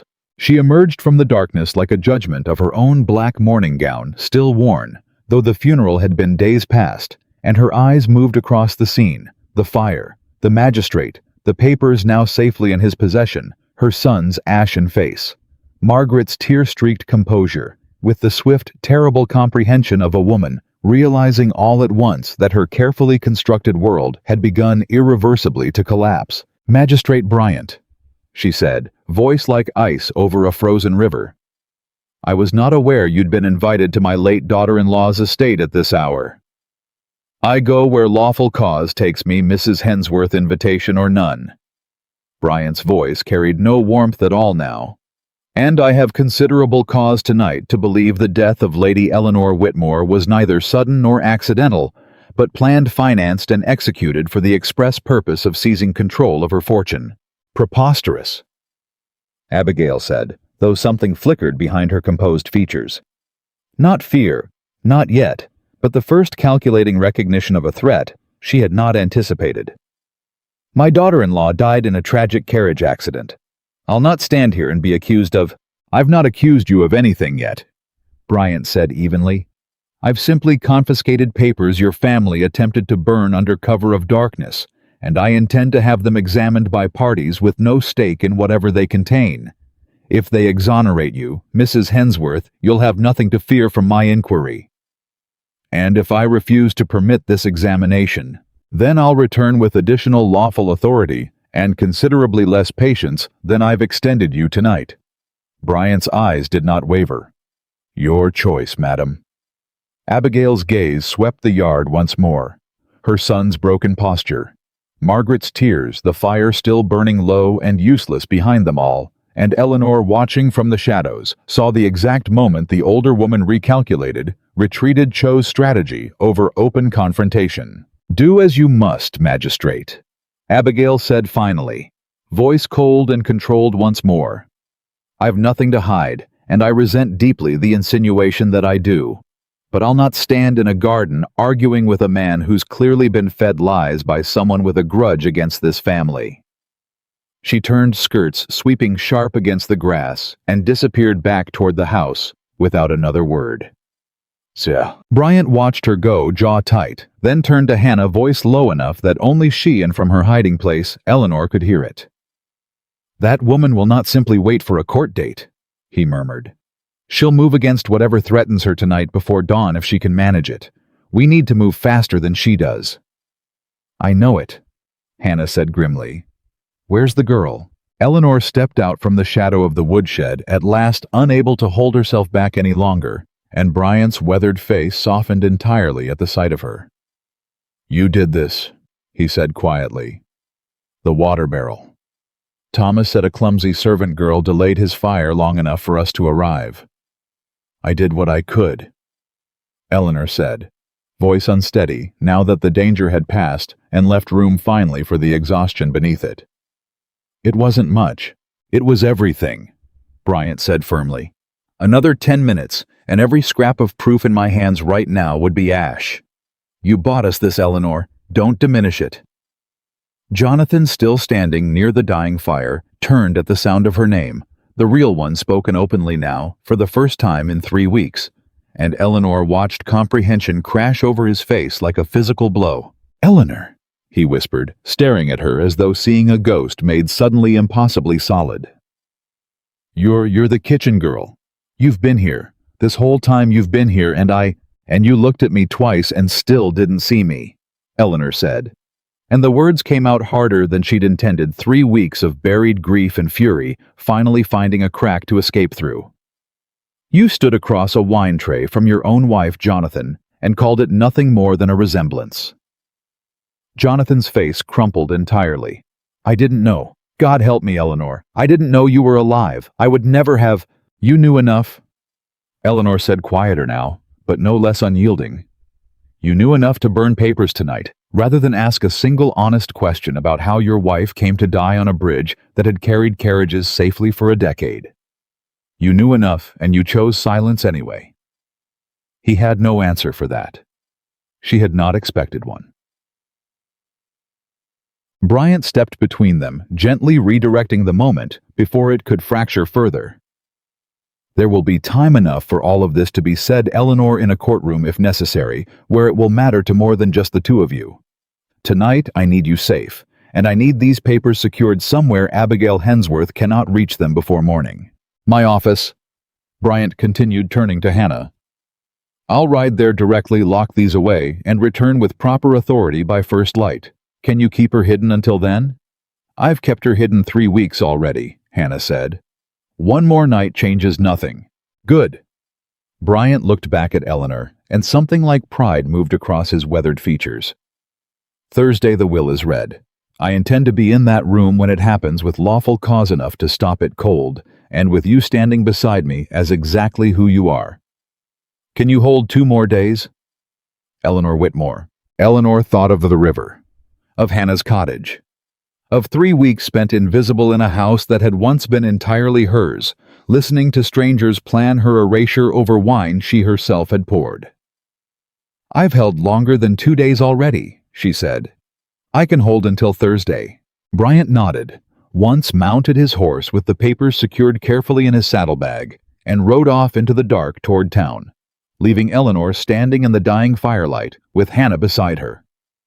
Jonathan still frozen in shock a few feet away, and Margaret Vance, weeping quietly near the ashes of a fire that had failed to consume the one thing that might finally set everything right. Eleanor did not look back at Jonathan as she turned to follow Hannah into the dark. She had spent 3 weeks learning to be invisible. She would spend the next 2 days learning instead exactly how loudly she intended to be seen. Hannah's cottage held her for 2 days that felt longer than the 3 weeks preceding them. Every hour stretched thin with waiting, and Eleanor spent that waiting the only way she knew how anymore, planning, sharpening, preparing herself for a room she would walk into not as a ghost, but as herself. "You're pacing again," Hannah said on the second morning, not looking up from the herbs she was sorting at the table. "Wear a groove in my floor at this rate." "I can't sit still, not today." Eleanor stopped at the small window, staring out at nothing in particular. "Thursday's tomorrow, Hannah. Tomorrow I stand in that room. You've stood in worse rooms these past weeks and come out the other side. Not like this." Eleanor turned, and Hannah looked up at last, seeing something raw and unguarded on the younger woman's face that she hadn't allowed herself to show in weeks. This time, I don't get to hide behind gray wool and lowered eyes. This time, they'll all be looking straight at me. Hannah set down her herbs rose and crossed to where Eleanor stood, taking both her hands in a grip surprisingly strong for a woman her age. Then let them look, Hannah said. Let them look and let them see exactly what they tried to bury and couldn't keep down. You've earned that, Eleanor, every scrap of it. Bryant arrived that evening with news that steadied something in Eleanor's chest and unsettled something else entirely. The ledgers confirm everything, he said, seated at Hannah's small table, papers spread before him, despite the fading light. Forged signatures on the transfer documents, poor forgeries once you know, to look the kind a frightened man makes when he's working too quickly to be careful. Fairchild's own hand appears on several internal bank memoranda discussing the transfer of Whitmore assets before your supposed death, Eleanor, weeks before. Meaning he knew, Eleanor said quietly. Knew before the bridge that I'd be gone. Meaning considerably worse than knew, meaning planned. Bryant's jaw tightened. I've also had confirmation from a magistrate in Providence regarding the letter you intercepted, the one addressed to a Cassius Hale. Eleanor's breath caught. You found him. Found what's left of him to find, Bryant said grimly. Cassius Hale was until 3 years past a business associate of Thaddeus Fairchild's, a man with something of a reputation for arranging matters that required, shall we say, discretion. He left Providence rather suddenly some months back, and no one there has heard from him since. Vanished. Like the carpenter, Bryant agreed. Which tells me Fairchild has a habit of ensuring loose ends don't stay loose for long, and it tells me, Eleanor, that you and Margaret Vance both may be in considerably more danger than either of you fully understands the closer we come to Thursday. Hannah's expression darkened. You think he'd move against her, against Eleanor here under my own roof? I think a man capable of sawing through a bridge timber to solve a problem is capable of solving other problems the same way given sufficient motivation. Bryant looked at Eleanor directly. Which is why tomorrow you don't travel to that will reading alone, and you don't travel unprotected. I'll have 2 constables posted near the estate from first light, and I want you arriving with me directly, not a moment before the reading begins. Eleanor nodded, throat tight. And Margaret, if she's in danger too. I've already sent word discreetly urging her to remain in company at all times until this is settled.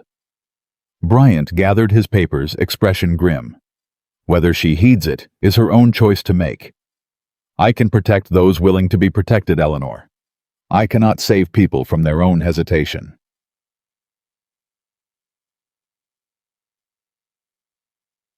That night, Eleanor could not sleep at all, and found herself instead sitting on the cottage steps in the dark, staring up at a sky thick with summer stars, when Hannah came to sit beside her, saying nothing for a long while.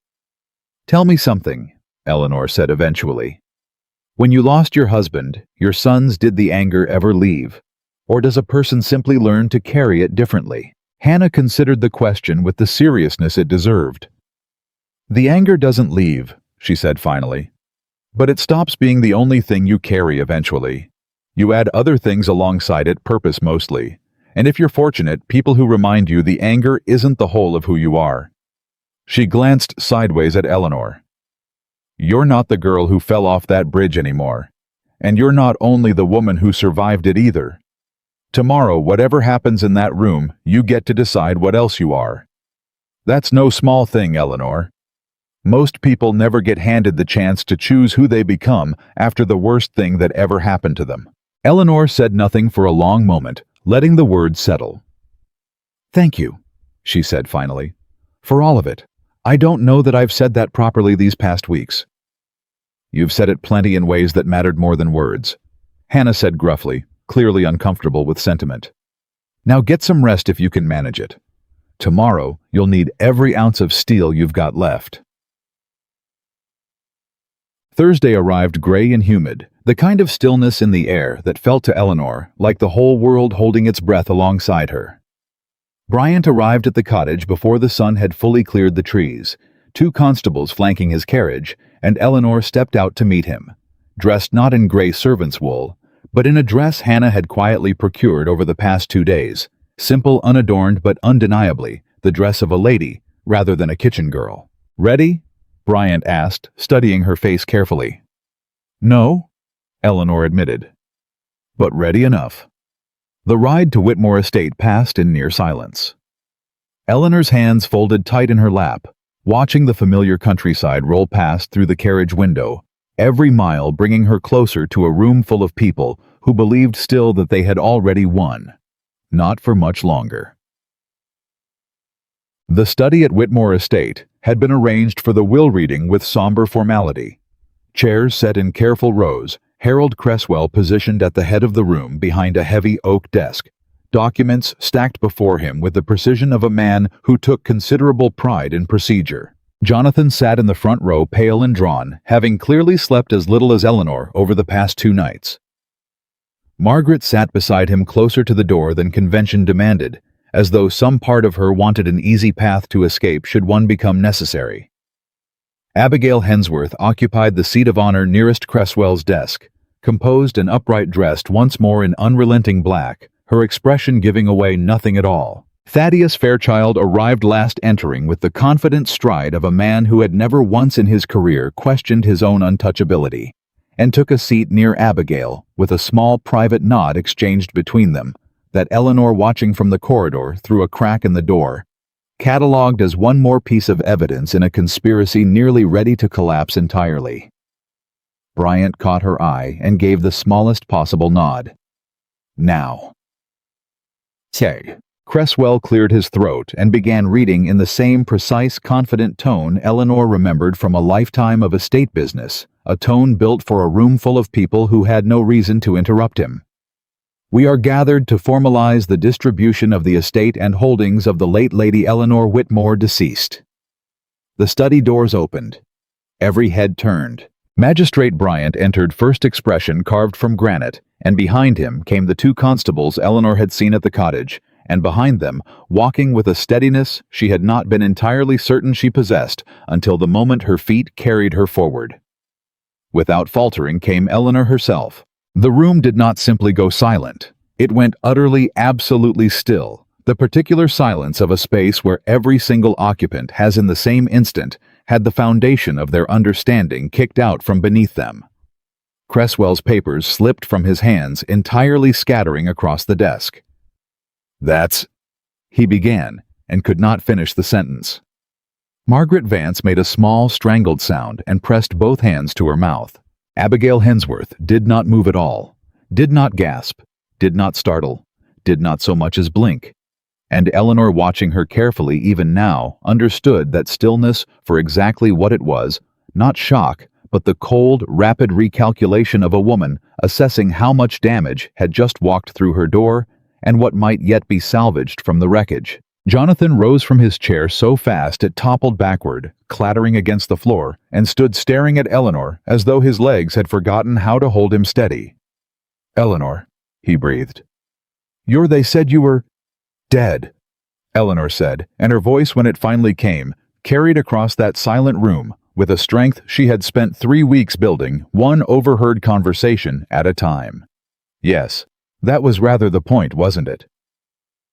Thaddeus Fairchild recovered first among the conspirators, rising smoothly from his chair, with the practiced composure of a man who had spent a career talking his way out of far worse than a resurrected wife.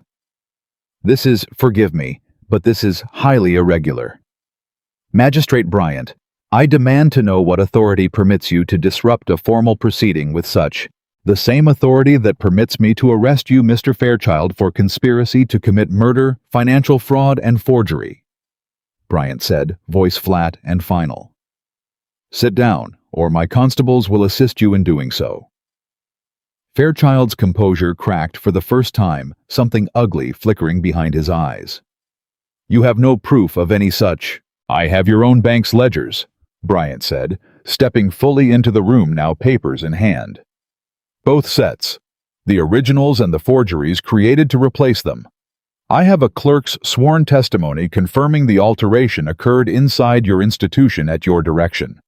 I have a letter addressed to one Cassius Hale, a man with a documented history of arranging inconvenient disappearances. and I have considerable reason to believe you'll be explaining his current whereabouts to a courtroom before this month is finished." The color drained entirely from Fairchild's face. Abigail Hensworth's composure at last began to fracture, not into panic, but into something colder and more calculating. Her eyes moving rapidly between Fairchild Bryant and Eleanor, searching for whatever narrow path remained toward salvaging the ruins of her plan. "I don't know what falsehoods you've been fed," Abigail said, voice tight with controlled fury. "But I assure you, magistrate, whatever this girl has told you—" "This girl!"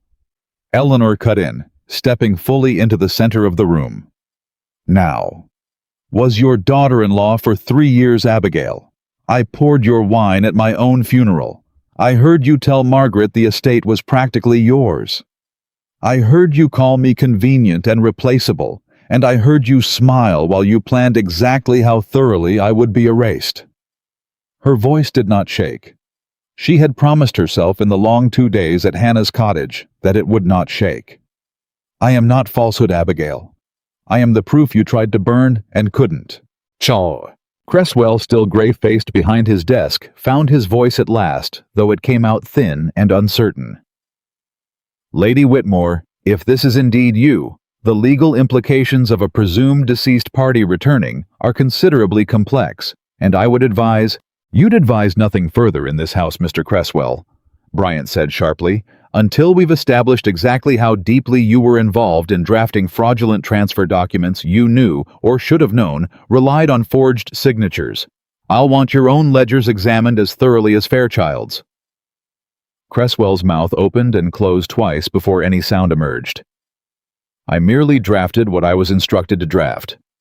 I had no knowledge that—" "That is precisely the defense every man in this room seems eager to offer," Bryant said coldly, "and precisely the defense a court will weigh against the evidence I now hold in my hands."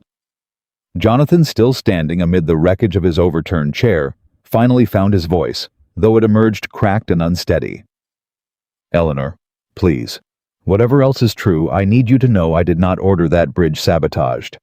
I would never have—" "You knew enough," Eleanor said, turning to face him fully for the first time since entering the room, and the words came out with a steadiness that surprised even her. "You knew enough to sit in that study 3 weeks ago and discuss a transfer that required my signature, and when I refused to give it, you asked another man whether my signature might become unnecessary. I heard you, Jonathan, through a half-open door weeks before the bridge. I heard you ask the very question that led directly to my death." The room went, if possible, even more silent. Jonathan's face crumpled entirely, all pretense of composure abandoning him at once. "I didn't know what that meant. I swear to you, Eleanor, I didn't understand what he intended when he said it."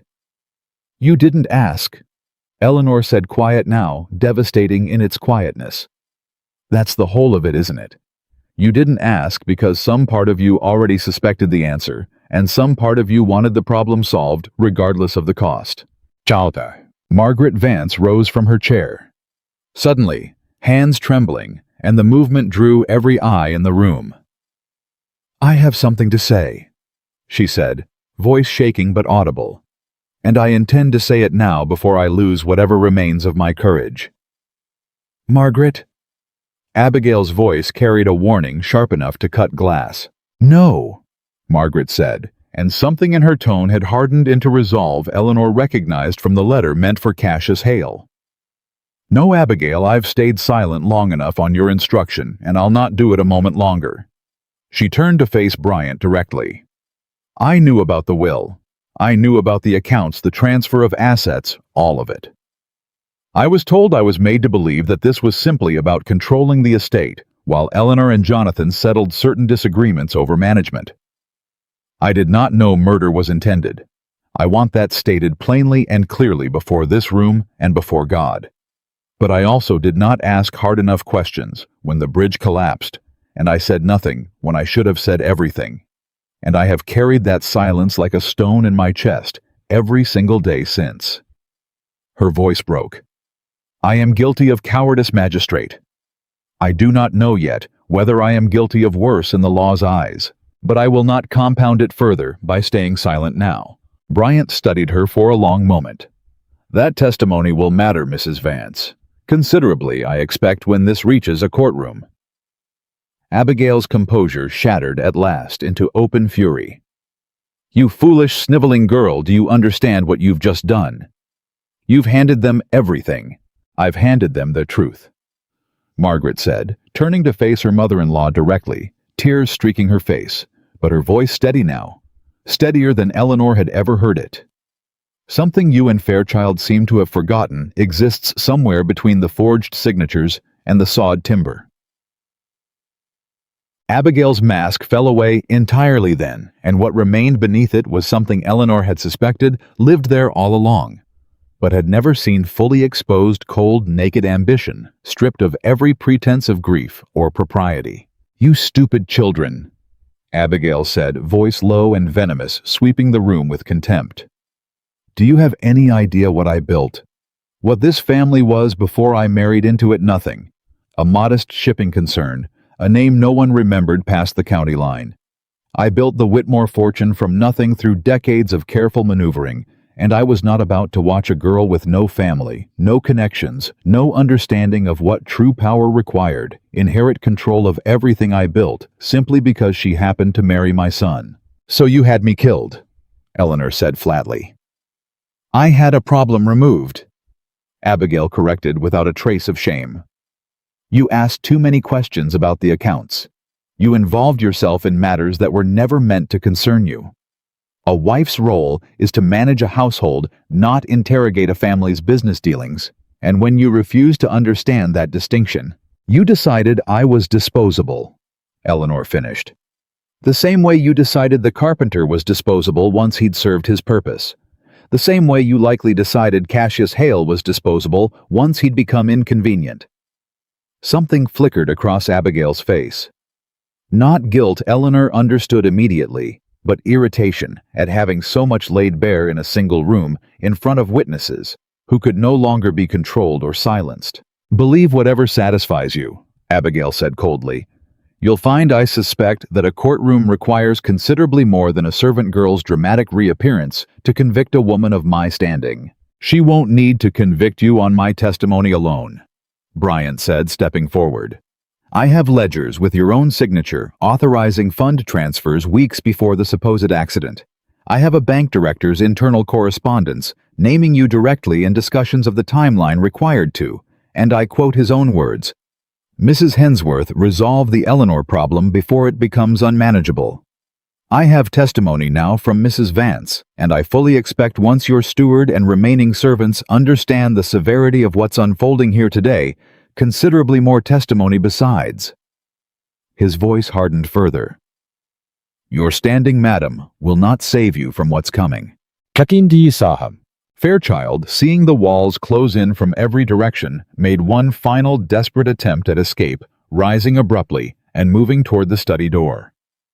Constable T, Bryant said without even turning to look. Mr. Fairchild appears to be leaving early. See that he doesn't. The constable moved to block the doorway, and Fairchild froze, face contorted with the particular fury of a powerful man realizing for the first time in his career that power alone would not extract him from the consequences finally catching up to him. You have no right, he snarled. I am a director of the National Bank. I have connections in this county that extend far beyond a country magistrate's petty. Your connections, Bryant said calmly, will need to extend considerably further than this county, Mr. Fairchild, to save you from ledgers bearing your own signature memoranda in your own hand, and a missing associate whose disappearance I intend to investigate with every resource available to me. Sit down. Fairchild did not sit down, but he stopped moving toward the door, and something in his posture collapsed inward, the last vestige of untouchable confidence, finally visibly breaking. Jonathan, throughout all of this, had remained standing near his overturned chair, watching the collapse of his family's conspiracy unfold with an expression of complete devastated comprehension. I want to help, he said suddenly, voice raw. Whatever needs to be said, whatever testimony matters, I'll give it. I should have asked harder questions from the very beginning. I should have demanded to know what happened on that bridge instead of accepting the easiest explanation my mother offered me. That failure is mine, whatever else is true, and I won't hide from it now. Eleanor turned to look at him fully, and for a long moment, neither of them spoke. That's the first honest thing you've said since I walked into this room, she said finally. Eleanor, I need you to know. Not here, Eleanor said, cutting him off, not unkindly, but with absolute finality. Not in front of all of this. Whatever needs to be said between us, Jonathan, it will not be said today, in a room full of forged signatures and broken people. He nodded, throat-working, and said nothing further. Bryant turned to address the room as a whole voice carrying the full weight of lawful authority now fully asserted. Thaddeus Fairchild, Abigail Hensworth, you are both under arrest, effective immediately on charges of conspiracy to commit murder, fraud, and forgery. Harold Cresswell, you will remain in this county under my direct supervision until the extent of your involvement is fully established. Margaret Vance. He paused, studying her tear-streaked but resolute face. Your testimony today will be weighed carefully and your cooperation noted, but you should understand that cooperation does not erase complicity entirely. There will be consequences for your silence, even if they prove considerably lighter than what awaits those who orchestrated this from the beginning. Margaret nodded, accepting this without protest, some visible weight lifting from her shoulders, despite the grim promise it carried. The constables moved forward. Fairchild did not resist some final calculation, apparently concluding that dignity, at this point, was the only currency left worth preserving. Abigail Hensworth, by contrast, drew herself up to her full height as the constable approached and turned one final venomous look toward Eleanor. You think this is victory? Abigail said, voice low and cold. You think reclaiming a title, a fortune, a name undoes what's been done to you. It doesn't. You'll carry that river in your bones for the rest of your life, Eleanor, whatever room you walk into afterward. Eleanor met her gaze without flinching. Perhaps, she said. But I'll carry it as a free woman, Abigail. You'll carry your own reckoning from a cell. I find I can live with that difference far more easily than you're about to learn to live with yours. Abigail said nothing further. The constable led her from the room, spine still rigid, refusing until the very last to let her composure crack fully in front of witnesses. The study in the aftermath felt strange and hollow.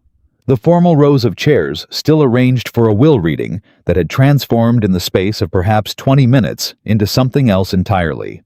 Cresswell sat frozen behind his desk papers, still scattered where he'd dropped them, staring at nothing.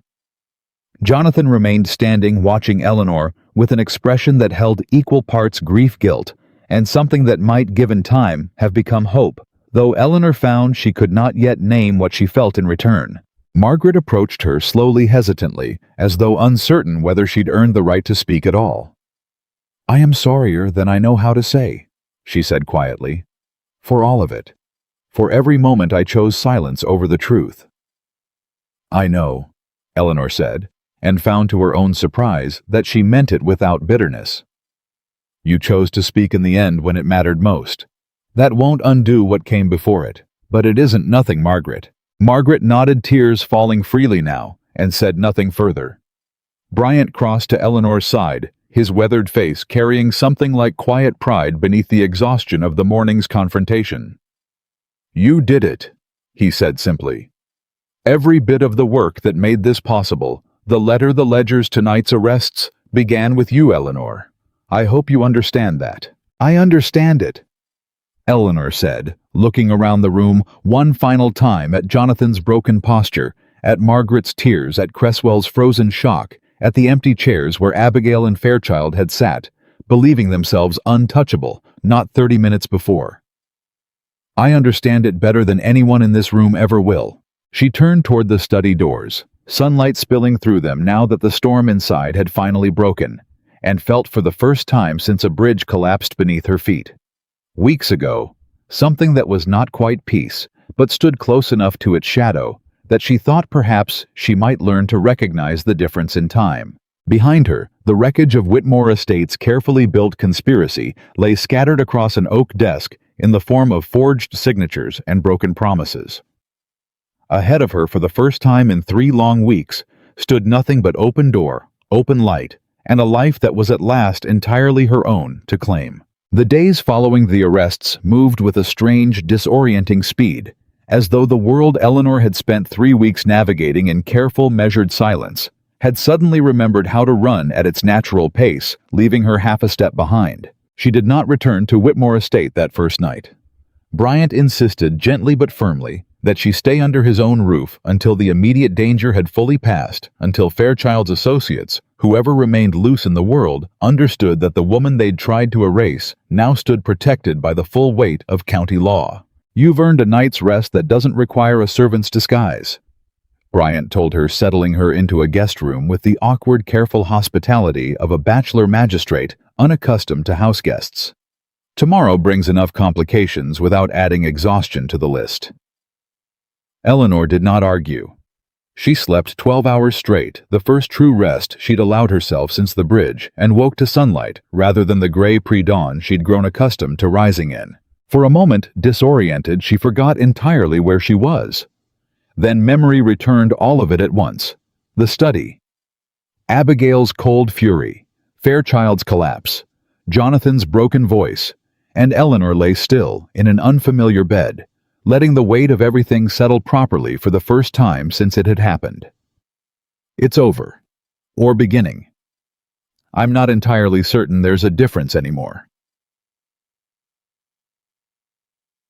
Hannah came to see her that first morning, letting herself into the kitchen, where Eleanor sat picking at a breakfast she had little appetite for, and took the seat across from her without waiting for invitation. "You look like a woman who hasn't decided whether she's allowed to feel relieved yet," Hannah observed. "I don't know what I'm allowed to feel," Eleanor admitted. "I spent 3 weeks so entirely focused on surviving each single day that I never once considered what came after. Now, there's an after, and I find I have no idea what to do with it." "That's honest, at least."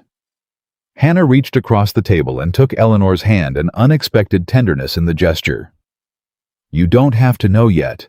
You've done the hardest part already. You survived, and you made certain the people who tried to erase you paid for it. Whatever comes next, you're allowed to walk into it slowly." "Slowly," Eleanor repeated, testing the word. "I don't think I remember how." "Then you'll learn," Hannah said simply. "The same way you learned everything else these past weeks. One difficult day at a time." The trial preparations began almost immediately, and Eleanor found herself over the following days giving testimony to lawyers and magistrates in rooms far less dramatic than the study where the truth had finally broken open, but no less exhausting for their quiet formality. She told the story of the bridge collapse in careful, precise detail. The sawed timber, the servants who turned away the cold water closing over her head.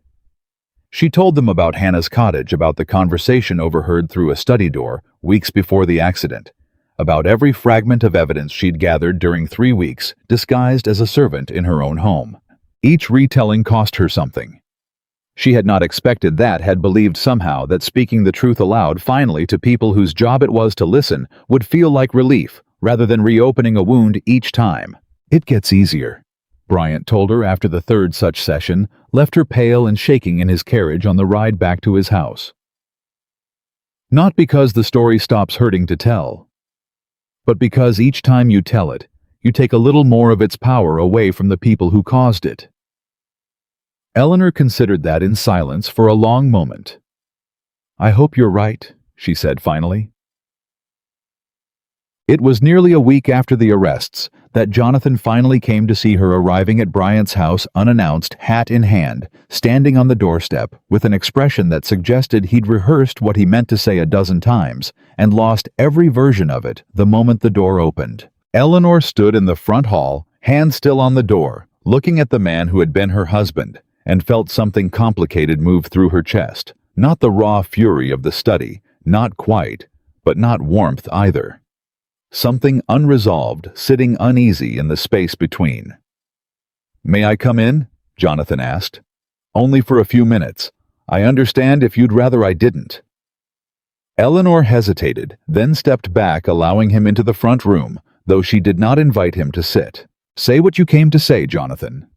He turned his hat over in his hands twice before speaking, And when the words came, they came haltingly, as though each one had to be dragged up from somewhere painful. I've spent this past week trying to understand how I became a man who could stand in a room and hear his mother discuss his wife's death like a business arrangement and say nothing. I don't have a good answer for you, Eleanor. I've looked, and I haven't found one that doesn't sound like an excuse. Then don't offer me an excuse, Eleanor said quietly. I've had enough of those from everyone else in this story. Offer me the truth if you have it. Jonathan was silent a long moment, and when he finally met her eyes, something in his face had cracked open entirely, all pretense stripped away. The truth is that I loved my mother's approval more than I loved asking hard questions, he said. The truth is that some part of me suspected long before the bridge that the accounts didn't add up the way she claimed, and I chose comfort over confrontation again and again, until comfort cost you your life. His voice broke. I will carry that for the rest of my days, Eleanor, whatever you decide to do with what remains between us. I'm not asking you to forgive it. I don't believe I've earned that. I only needed you to hear me say it plainly once, without hiding behind grief or shock or any of the excuses I've offered everyone else this past week. Eleanor studied him for a long moment, and found to her own quiet surprise that his honesty, however late, however insufficient, moved something in her that his earlier anguish in the study had not quite reached. That's the truth I needed to hear, she said finally. It doesn't undo anything, Jonathan. It doesn't make me your wife again in any sense that matters. But it's the first honest thing you've given me since I walked back into that house 3 weeks ago, and I won't pretend that means nothing. What happens now? He asked quietly. Between us, if anything. Eleanor considered the question seriously, giving it the weight it deserved. I don't know yet, she admitted. I know I'm not the woman who married you 3 years ago believing kindness alone made a marriage safe. I know you're not entirely the man I believed I married either. Not cruel, I don't think, but weaker than I once gave you credit for. And weakness cost me nearly everything. She paused. I need time, Jonathan, not to decide whether to forgive you. To decide who I am now entirely apart from whatever answer that question eventually deserves. Jonathan nodded slowly, accepting this with a grace Eleanor hadn't fully expected from him. Take whatever time you need, he said. I'll be here whatever you decide. Not pressing you toward any particular answer. Only here if you ever want one. He left shortly after, and Eleanor stood alone in Bryant's front room for a long while, turning the conversation over in her mind, feeling neither resolved nor entirely unsettled, simply for the first time in weeks, present with a complicated truth rather than fleeing from it. The formal trial, when it finally arrived nearly 2 months later, drew attention from well beyond the county's borders.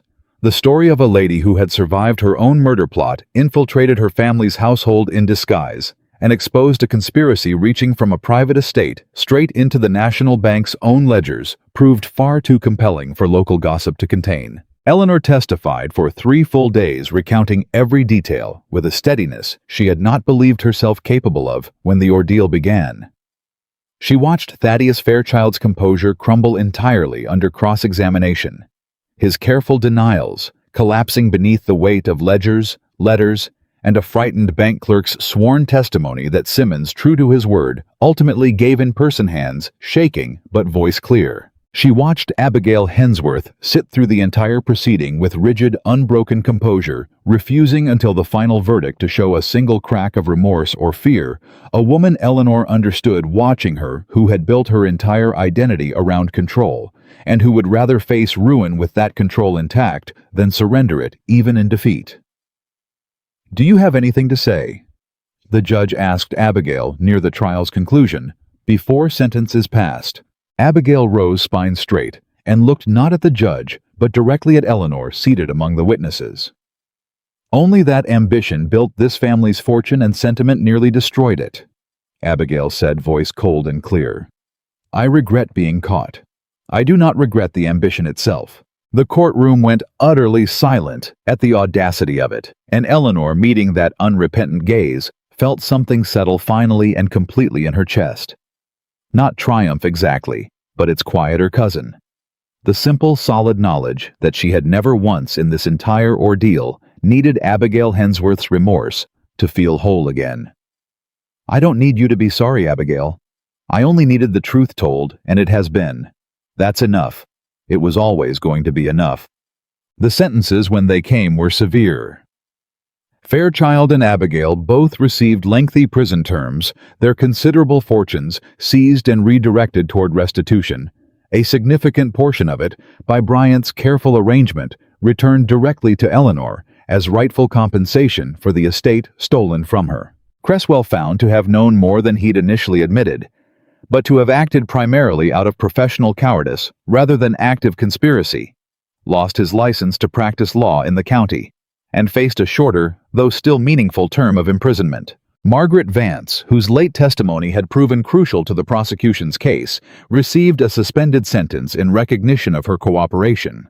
A mercy Eleanor found herself, somewhat to her own surprise, genuinely glad to see extended. "You didn't have to speak for leniency on my behalf," Margaret told her, after the sentencing, finding Eleanor alone in the courthouse corridor. "I wouldn't have blamed you for wanting me to suffer alongside the rest of them. I considered it," Eleanor admitted honestly.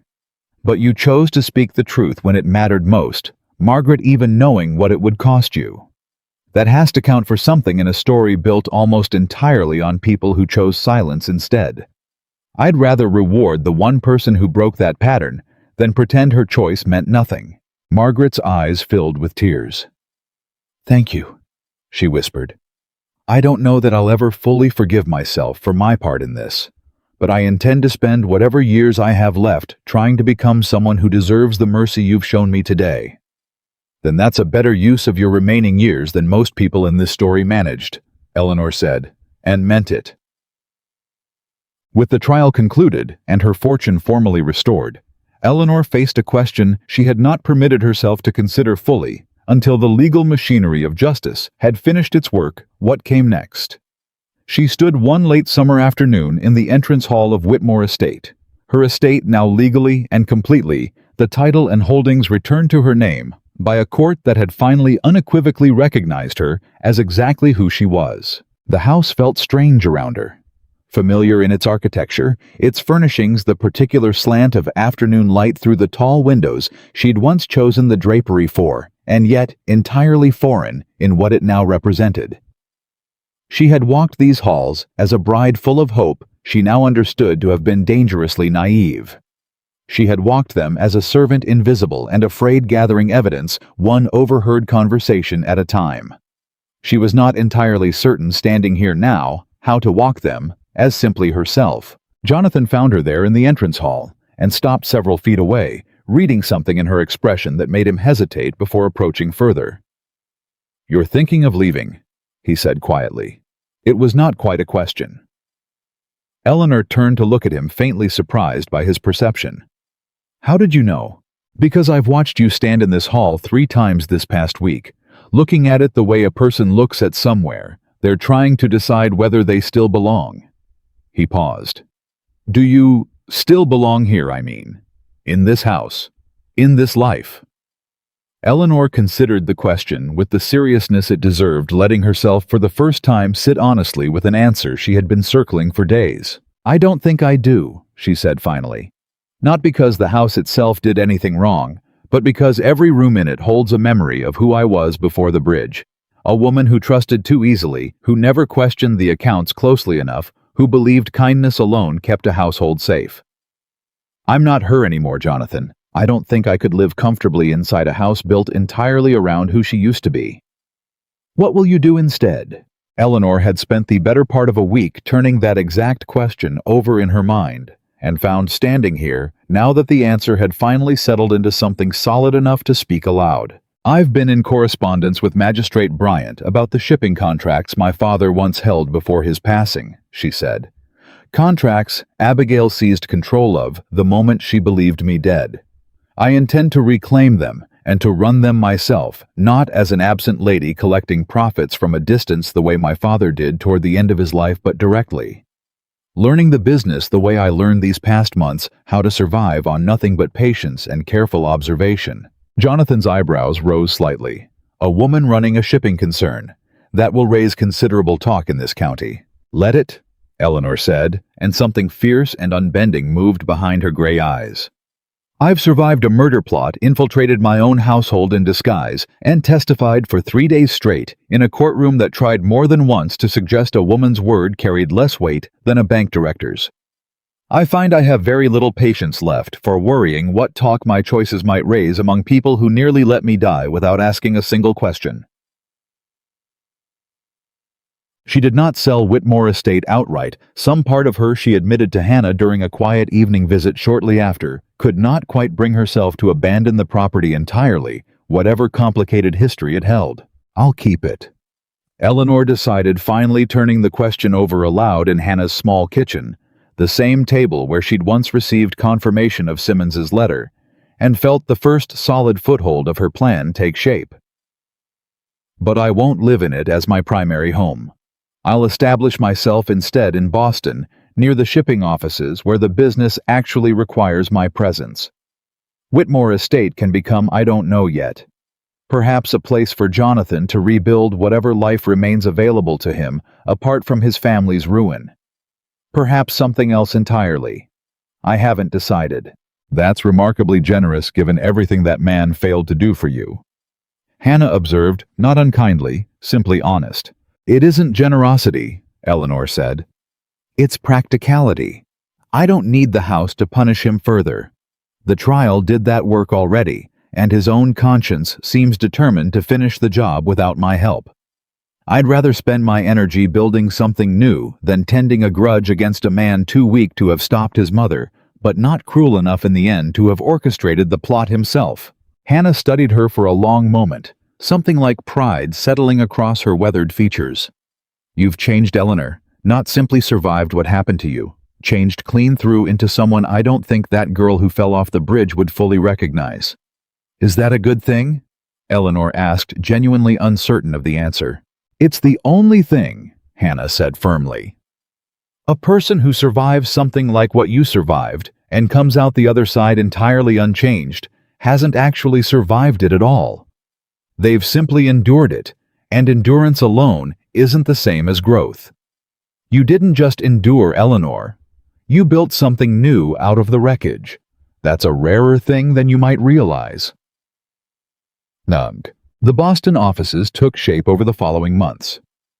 Eleanor throwing herself into the unfamiliar work of shipping contracts, cargo manifests, and negotiations with merchants who initially regarded her with open skepticism, and who gradually, one hard-won negotiation at a time, learned to regard her instead with something closer to respect. She was not always successful. She made mistakes in those early months, a contract negotiated poorly, a cargo shipment delayed by her own inexperience with the logistics involved, a merchant who nearly walked away from a deal entirely before Eleanor, drawing on 3 weeks of careful, patient observation, learned in a very different kind of negotiation, found the right combination of firmness and flexibility to bring him back to the table. You've a talent for this.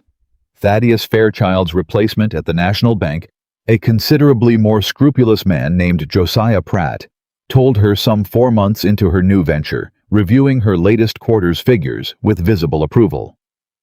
More than talent, honestly. A kind of patience most merchants twice your experience never develop. You read a negotiation the way some men read weather, anticipating the storm before it breaks. I had considerable practice reading rooms full of people who didn't know I was listening, Eleanor said dryly, and Pratt, who had followed the trial closely enough to understand the reference, laughed with genuine warmth. I imagine you did at that. Margaret Vance wrote to her occasionally over those months' tentative letters, at first uncertain of their welcome, gradually growing warmer, as Eleanor continued to respond with something approaching genuine friendship rather than obligation. I've taken a position as a governess in Providence, Margaret wrote some 6 months after the trial. Modest work, certainly beneath what I once imagined for myself, but honest, and I find I sleep considerably better now than I did during all those months of careful silence. I think of you often. Eleanor and I hope this letter finds you well, whatever shape your new life has taken. Eleanor wrote back with news of the shipping business of Boston, of a life gradually finding its own rhythm apart from everything that had come before, and found in that ongoing correspondence an unexpected comfort in maintaining connection with the one person from Whitmore Estate's conspiracy who had ultimately chosen, however late, to stand on the side of truth.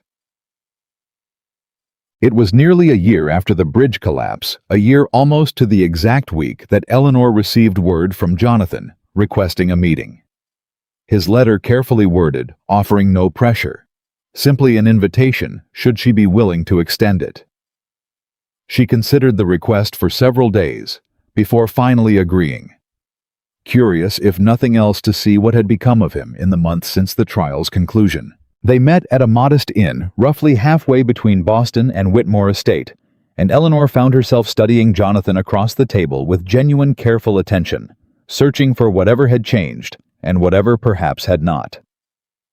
He looked older, not simply in years, though a year had certainly left its marks, but in some deeper way, the particular weariness of a man who had spent months confronting exactly how thoroughly his own weakness had cost someone else everything. "I've sold the shipping interests I inherited from my mother's side," he told her without preamble. "What remained of them after restitution? I found I couldn't manage that business honestly, knowing how thoroughly it was built on fraud, however removed I was from the actual decisions. I've taken instead to farming the estate's remaining land, directly modest work, considerably less profitable than what I once had, but mine built clean without inheritance from anyone whose hands weren't entirely honest." "That sounds like considerable change," Eleanor said, genuinely surprised. "I had considerable reason to change." He met her eyes steadily. "I'm not asking you for anything, Eleanor. I want that understood clearly before I say anything further. I only wanted you to see with your own eyes that the man who failed you so completely hasn't simply continued failing these past months. I've tried to become someone different, someone who asks the hard questions instead of avoiding them." Eleanor studied him for a long moment, weighing the sincerity of the claim against everything she'd learned this past year about trusting appearances too easily. "I believe you're trying," she said finally. "I don't know that trying erases what happened. I don't know that it's meant to. But I see the effort. Jonathan and I won't pretend I don't."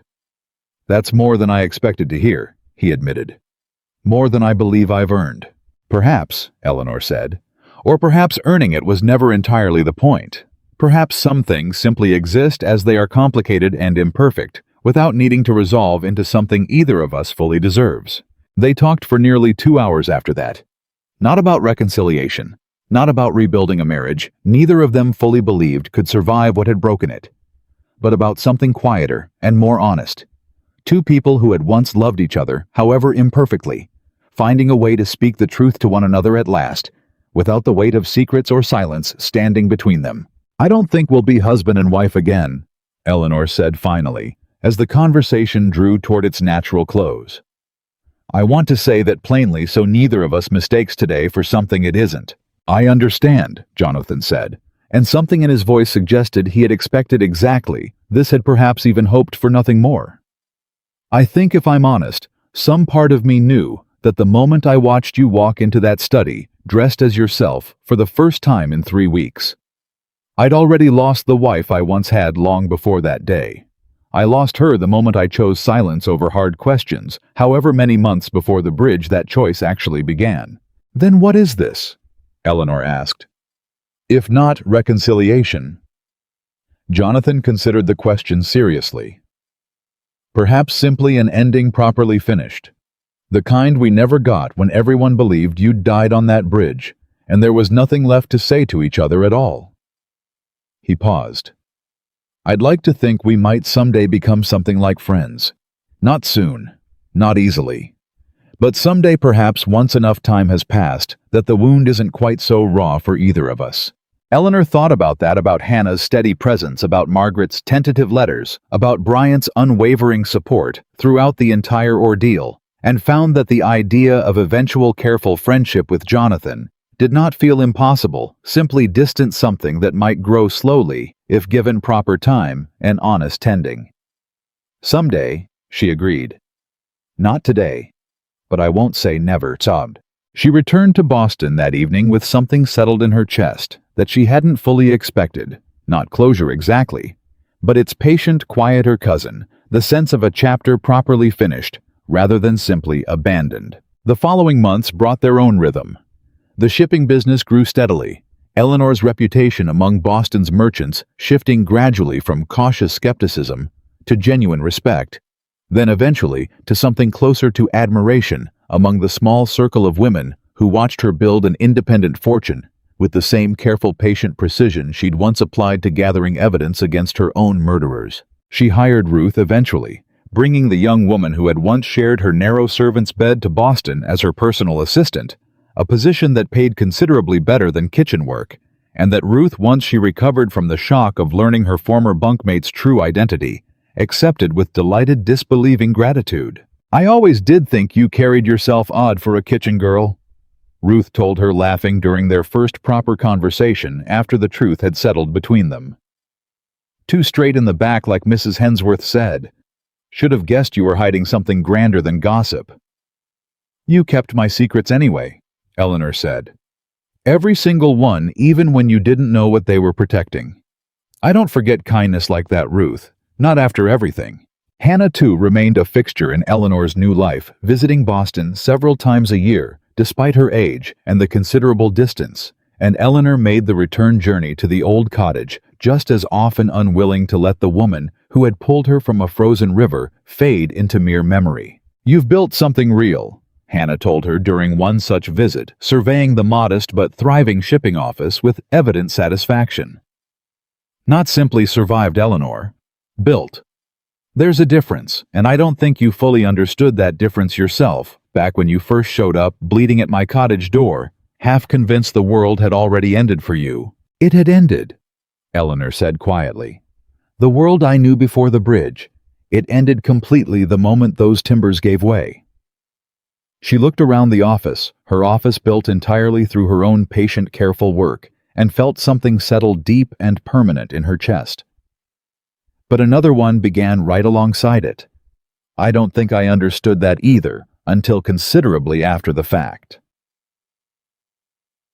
It was nearly 2 years after the bridge collapse that Eleanor stood once more in the entrance hall of Whitmore Estate, not as a resident any longer, but as a visitor, returning for a brief stay to oversee arrangements Jonathan had proposed for converting a portion of the estate's land into shared use, a partnership between his modest farming operation and her considerably more successful shipping concern. The house looked different to her now, she realized, standing in that familiar entrance hall with 2 years of independence and hard-won success settled comfortably into her bearing.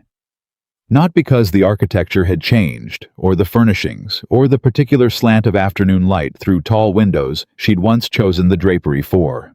It looked different because she had changed thoroughly and permanently into a woman the house itself could no longer diminish or define. Jonathan found her there as he had that final day nearly a year and a half before, and studied her with something like quiet wonder. "You look well," he said.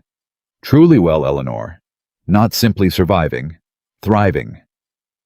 "I am," she said simply, and found the words carried none of the defensive edge they once might have. "I built a life, Jonathan. Entirely my own, built on nothing but patience and hard work, and the refusal to stay buried under a coffin lid meant for someone else's convenience." "I'm glad," he said, and meant it. She could see with an honesty that had taken considerable time and effort to earn. "Whatever else remains complicated between us, I'm genuinely glad to see you found this. You deserve it more than anyone I've ever known." Eleanor looked at him for a long moment. This man who had once been her husband, who had failed her so completely, and then slowly, painstakingly tried to become someone worthy of standing in the same room with her again, without flinching from what he'd allowed to happen. "Thank you," she said finally, "for saying that and for meaning it. I think perhaps we've both finally become people we can stand to look at honestly. That's no small thing considering where we started." Get you say.